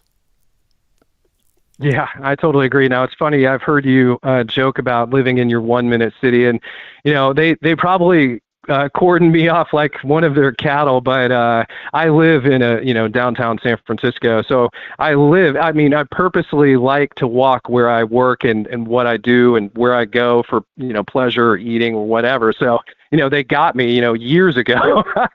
But I agree, this is just a way to limit, and I've heard you say this before, and I totally agree, the idea of travel, the idea of the nuclear family, enjoying all these various benefits of being free and, natural, if you will, sovereign beings. And, everything they do seems to say that's evil. And these are ways to kind of package it and market it to people in some palatable way. But indeed, I think it is a way for them to continue cordoning off people into their zones, if you will, as they seemingly are shooting for. Yeah, right now, today, it's 6,000 limits on your tweets, rate limits on tweets. Tomorrow it'll be 6,000 steps. Like they're getting us acclimated, I think, to the idea of everything has to be limited for the benefit of the collective, and they're finding a way to quantify every single move you make. It's just regulation to the point where they're taxing the air you breathe. To me, this is just a huge, inescapable religion they've created, where they've basically made your carbon footprint your original sin to atone for. And the idea of a 15-minute city is almost like ascetic in a way. It's rejecting the idea of having a big footprint, is rejecting a lot of consumerism and adopting a more sustainable life, whatever that means. Yeah, to me, it's part of this religion of earth worship, Gaia worship. I totally agree. And I wanted to say, too, I've been a long-time listener going back to 11/3/2019 when I first heard you on Tim Truth's panel a few times analyzing that whole scenario. And your take on, at first, when I first heard you talk about this and the model that you just described, and I love that ascetic quality, I agree wholeheartedly. And just tying that together with my initial perception, I had already gone down quite deeply along the path of studying astrotheology to whatever limited degree I had at that point. But through the course of, the last, I'd say, I guess it's now almost 4 years that I've been really honing your, let's say, the model that I've as I understand it and comprehend it, is not just a metaphor. It is what they're doing. It is the replacement religion. This is one of the bridges I crossed through, really trying to combine what I've learned about their so-called methodology of social engineering and, well, just being slave masters for that matter, is that they do rely very heavily on the syncretism of these various religions. They do operate by some astrotheological calendar of some sort, or at least it's obvious that it's a part of their continuum. And that, and I think one of the big bridges I crossed, as I was just alluding to, is that this isn't just an analogy or metaphor. This is the model. It is the new religion, no doubt about it. Yeah, I appreciate that. And this has been one of the main things that got me into speaking about this live, is I was already versed in the symbolism of what we talk about here through other areas of inquiry.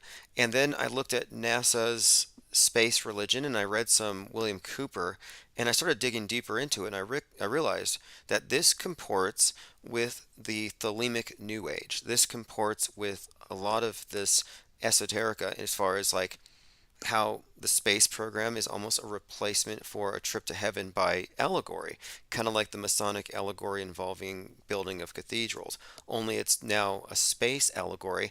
And just last week we learned that escape velocity is Mach 33. So even there, this premise that we set here, that the trip to heaven is some kind of allegory for the Kundalini, the 33 vertebrae, and now you have this other connection that kind of suggests here that we're looking at the new religion, and the modern replacement for the virus, for the sin, is the virus, because I think ultimately it's about control, and they have to regulate the sinners, they have to regulate the people with the virus.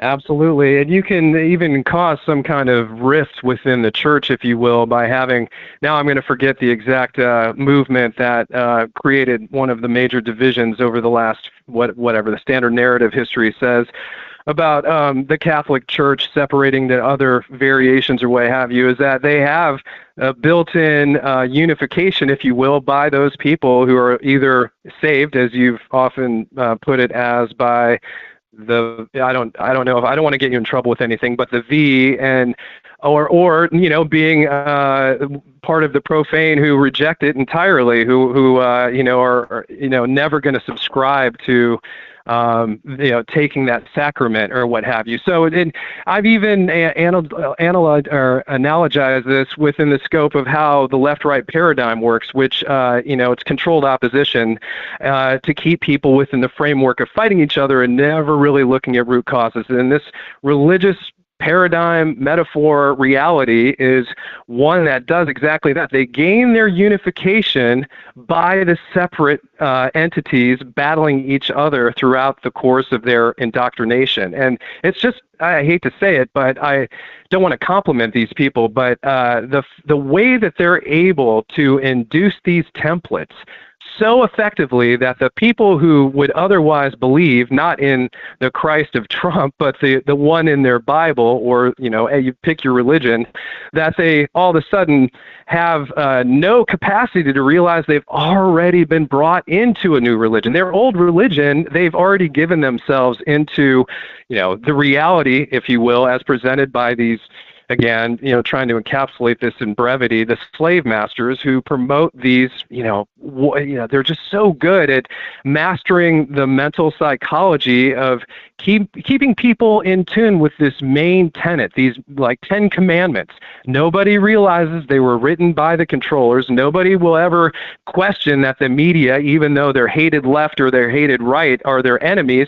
They all believe, and I've heard you say this many times, in this fictional world that's been created for them. They don't know they've already taken that sacrament. Whether they take the V or not, they have taken the sacrament. Yeah, well explained here. And you mentioned the astrotheological component, and people might think that's far removed from news and politics, but it's absolutely not, because what you've described, this left-right dialectic in every area of life, this schism or crack in everything, this creates the perpetual motion machine. This is the thing that Orwell called the perpetual war. I call it World War Infinite, that they don't want 100% to be saved. They want half versus half, and that's the thing that powers this. But it's all based on the personification of the cycle of night and day. So you could look at night and day, sun and moon, male, female, and you see the schism is perfect. There's a reason why one side is pro-gun but anti-needle. One side is anti-gun, Absolutely. but pro-needle. And you go down the line, and it's a perfect schism. And I look, and I'm like, people fall into this box, and there's really a rift between them. There's no overlap. And I'm like, okay, that's a program. By definition, they're programmed.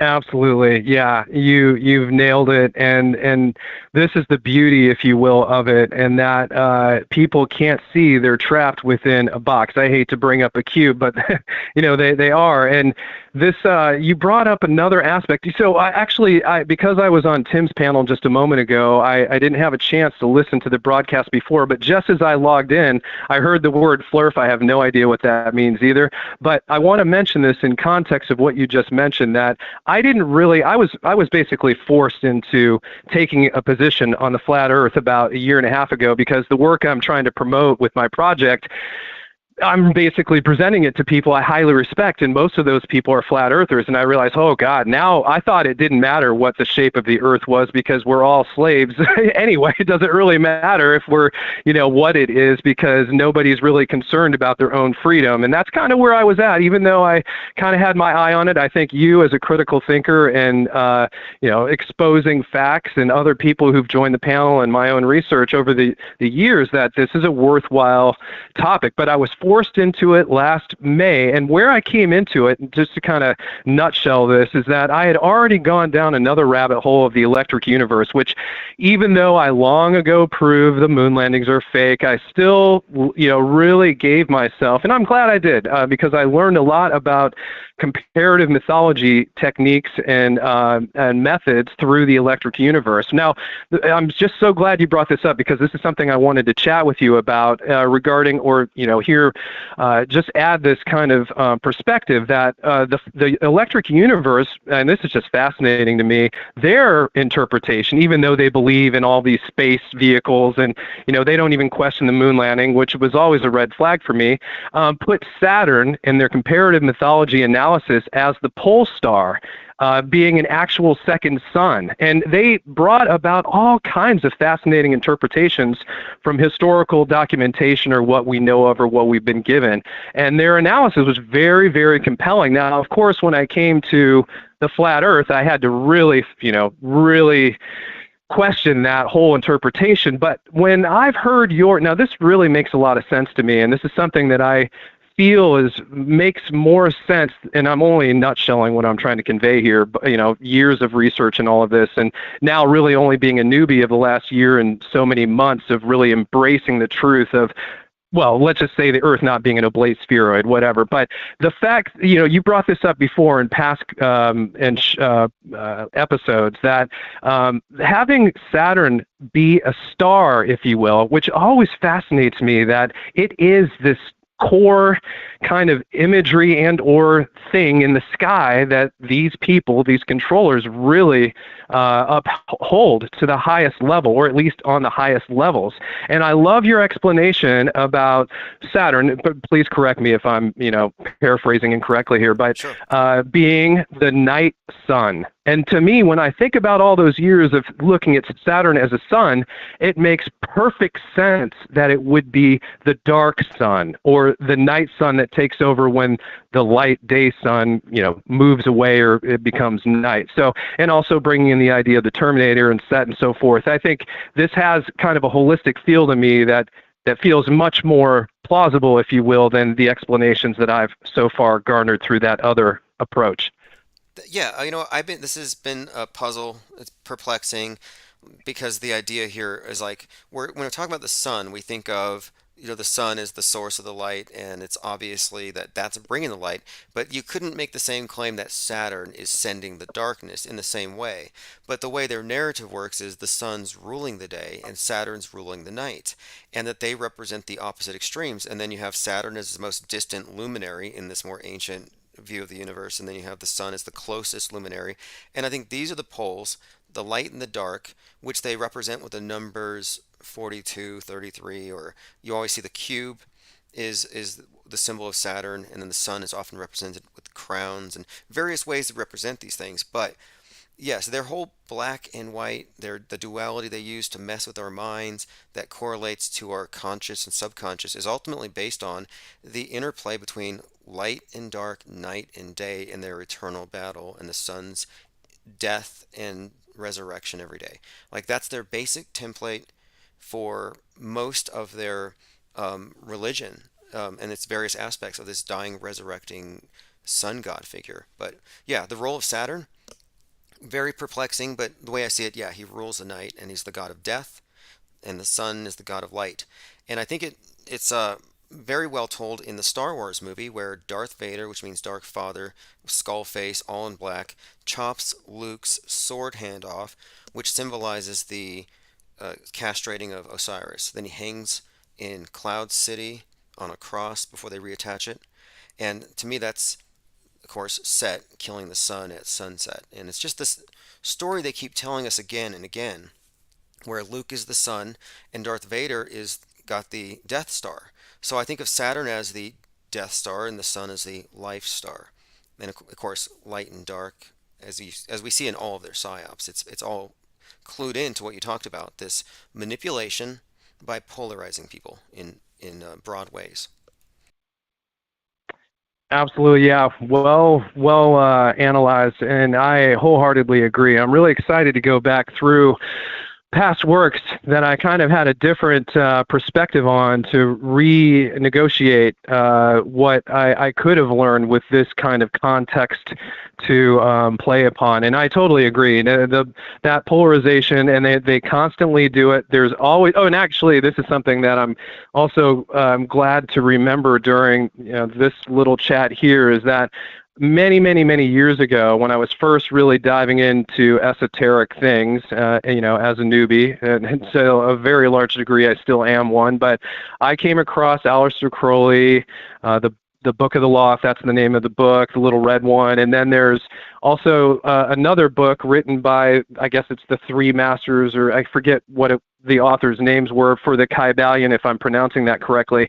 And given the analysis that you just mentioned, and me really marrying these facts, I mean, they are parlaying this stuff into entertainment. There is no doubt about it. And until you had mentioned it, I never gave the Luke hanging upside down scenario any thought whatsoever. But there's no doubt that is an Osiris myth. There's no doubt being replayed for the ignorant or unaware masses, just as I was when I watched it as a kid for the first time.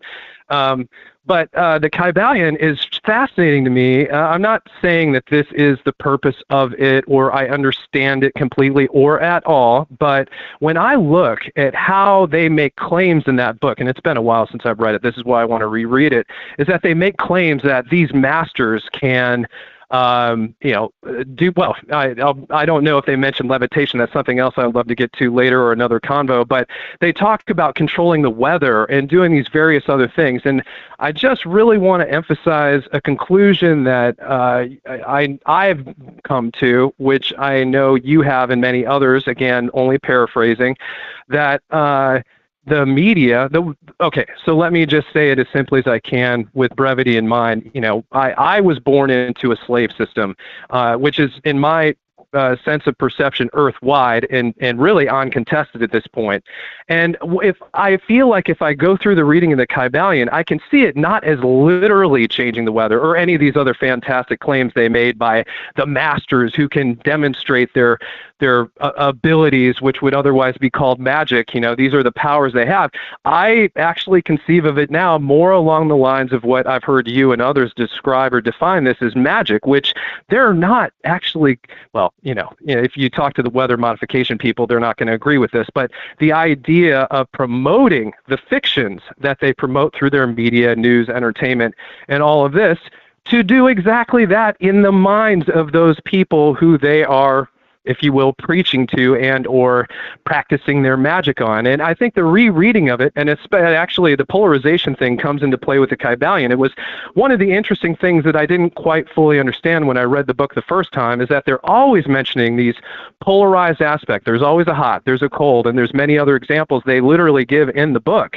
And now I see it has perfect application to this social engineering slave control, if you will, and maybe not the only one, but I think with the rereading, I would really like to see how well it fits with this mind control system and how they operate by literally dividing and conquering, and not based on fact, but mostly on fiction, which I find just absolutely astounding, but that's how it works. I'll have to reread that as well. I remember reading it the first time about the 7 Hermeticists and the whole as above, so below thing. All of it very interesting. And, the idea that they can fake something and then the world reacts as though it's real, that form of sleight of mind is definitely what Psywar is all about. And if you look back, you can find examples of writings where this concept is brought up of weaponizing superstition, like putting us in Plato's cave, supposedly for our own good. And whatever their reasoning is, I think there's a power disparity that's created with this media filter that does what mainstream religions used to do. That basically I think it's about maintaining a veil of ignorance that allows the power elite leverage, a two-tiered society, those in the know and those not in the know. And this, I think, is one of the permanent fixtures of this whole thing, however we look at it. And really quick, earlier you brought up the topic of the earth, and I don't think anybody knows for sure. They all have their beliefs, but I think what is more important certainly is, and I'm thinking this today, it occurred to me, it's more like worldview and all of your built-in assumptions. Like that has more to do with anything than the shape. And it doesn't matter when people are, debating shapes or anything like that, when they are still of the worldview that the screen is a window, not a filter. And that entraps most people, especially today I see Twitter as mostly just flooding the zone with just so much information that it's hard to put a cohesive picture together. And so that's kind of what I've been focusing on here is, do we have a more cohesive worldview than your average blue pillar? And I would argue yes, because they're not apprised of all the technologies of modern propaganda and how it's consistently used. And it's undeniable. And the fact that it's infused with all this occult stuff, to me, that's very typical of religions, which have the public version and then the esoteric initiate version, where they see a different meaning behind it all. And all the facets you see of the old religion, I definitely see in this new one. Even the esoteric side, which is the part that really stood out to me as proof. And look at the Saturn moon Mimas and tell me it's not a clone of the Death Star. Like that's how... Oh, it absolutely is. You bet. Yep. It's a 100% match.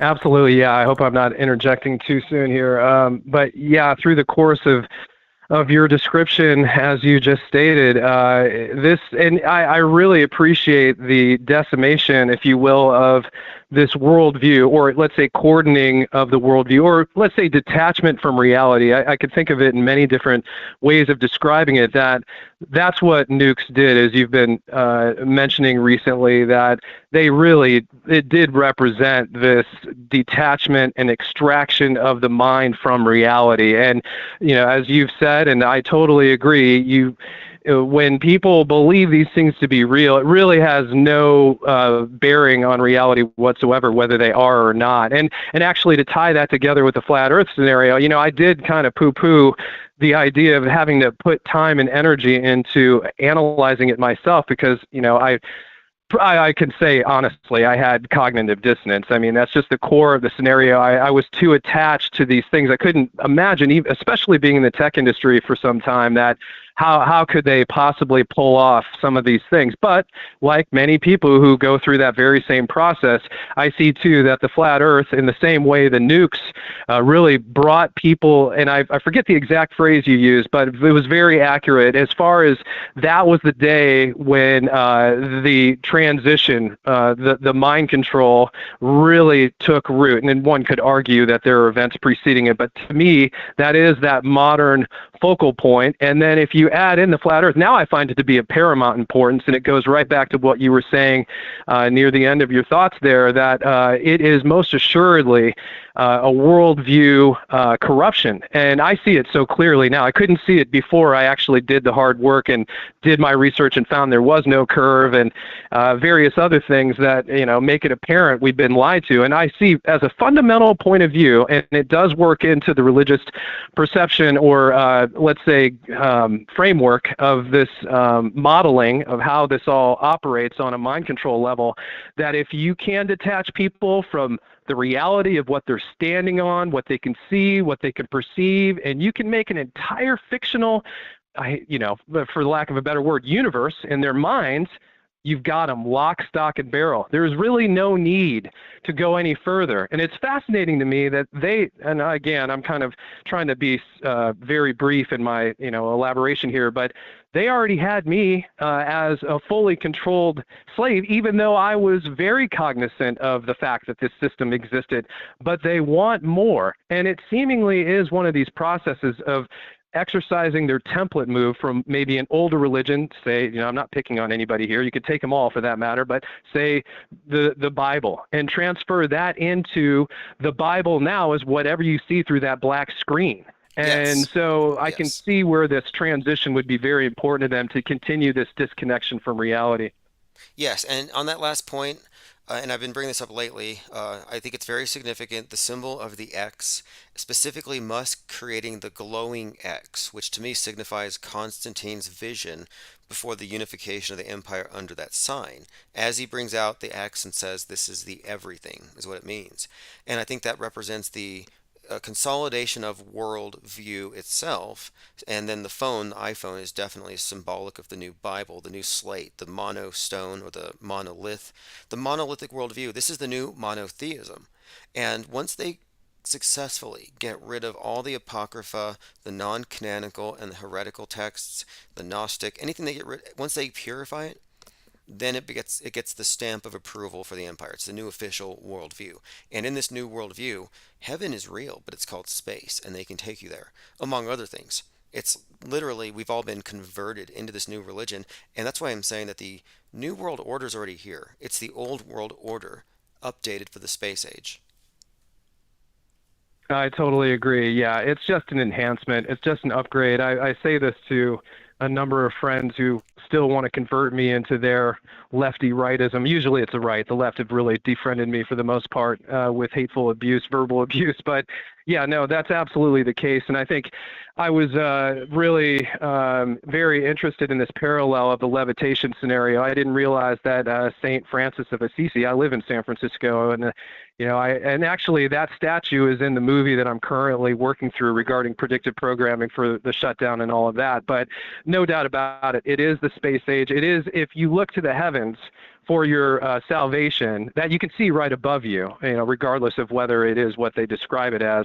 It is what they say it is. And what better way? I mean, what I also find fascinating is that they can take what we observably, demonstrably can see with our tools and our eyes and our experience, a flat plane to the level we know of it, if you will. And I'm not trying to pigeonhole any kind of model here, but seeing what I know so far, there is no curve. Then it's amazing to me they spent all this time working on mathematical models that could represent this new religious paradigm of the space age with math, which of course are just they're not reality. Math at best describes or has capacity to reflect aspects of reality, but it is not reality itself.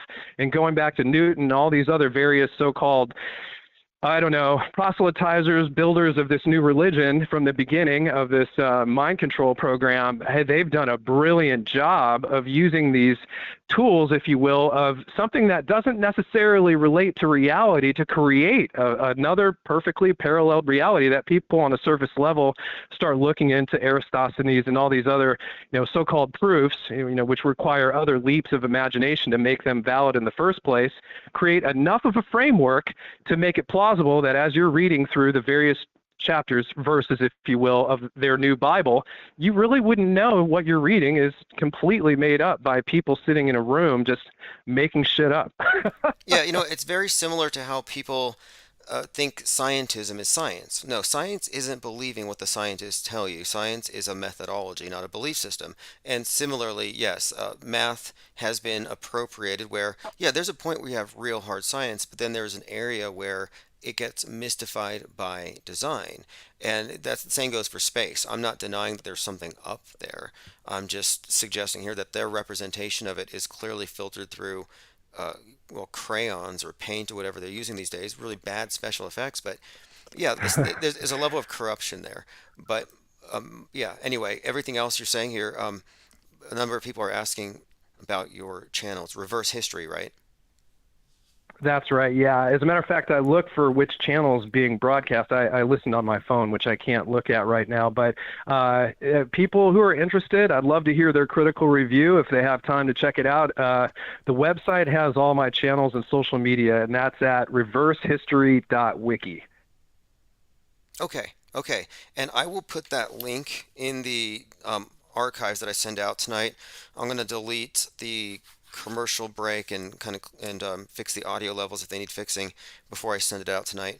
Appreciate the call very much. And the Levitation of the Saints, I think they recreate even that with the floating ISS. I think ISS, just phonetically very proximal to Isis, goddess of the night sky, probably not a coincidence. But I believe the space program is entirely just allegorical, and finding out that escape velocity happens to be Mach 33, to me that just settles it, that we've been right this entire time. I totally agree. And a last thought on that, I don't know much about the various degrees. Of course, I'm somewhat aware of the hierarchy, if you will, of going through the Masonic degrees and so forth. But having that be the apex, which if anybody actually went through it and actually that I'm not saying this is what they say to the insiders, but if they got to that point, like, oh, space is heaven, and they're still being lied to after getting to the 33rd degree, I think that would be ironic humor at its best. But it's been such a pleasure chatting with you and introducing myself to you and the IPS crew. You guys all of you are doing great work. I've learned a lot from you. I'll actually be sourcing you guys in future videos. I hope to collaborate someday. And regardless, I really appreciate the time we've had tonight. Great combo. Likewise, Reverse History, and I'll put a link. Appreciate the call, all of the information, and I'll reach out to Tim Truth as well, another great channel. So thank you again. Have a great night. My pleasure. You too. All right, appreciate it. Always great to have new callers, and he's been listening for some time and is well studied up on a lot of this very fascinating material, and his website is reversehistory.wiki. Again, I'll put that in the notes. I will put that in the notes so you can find it. IB Henriksen says, iPhone or smartphone has replaced cigarettes, not vaping, the phone. Yep. Elephant Tusk says, Tim, what do you think of Bubba's 33 restaurant? Oh yeah, I've seen it. Oh yeah, 33 definitely. I think it's hilarious. So you know how Scientologists are told that Xenu is at the ultimate center of everything. And, you can laugh at that if you want, but apparently the Masons are told at the 33rd degree that the ultimate secret is we were created by aliens, and someday they're going to come back. Like, that's it? That's the ultimate secret you've been saving up for this whole time? Like, they updated it. Before that, it was probably something else, like the head of John the Baptist or something. They have to update all their gods. And even these insiders are given an outsider, misdirection line. Like, we are truly insiders in a lot of ways, but we just weren't invited to the party. And they do their best to censor us. They shut down 2 of our channels last night, but it doesn't matter. Like I said, I'm going to send out the archives tonight after I clean this up. Thanks again, all the callers. Appreciate it very much. And if you want to get on the text alerts, go to infiniteplane.live or infiniteplanesociety.com and scroll all the way down to the bottom. This is Chief Crow, Auto Hoax, or GTFO.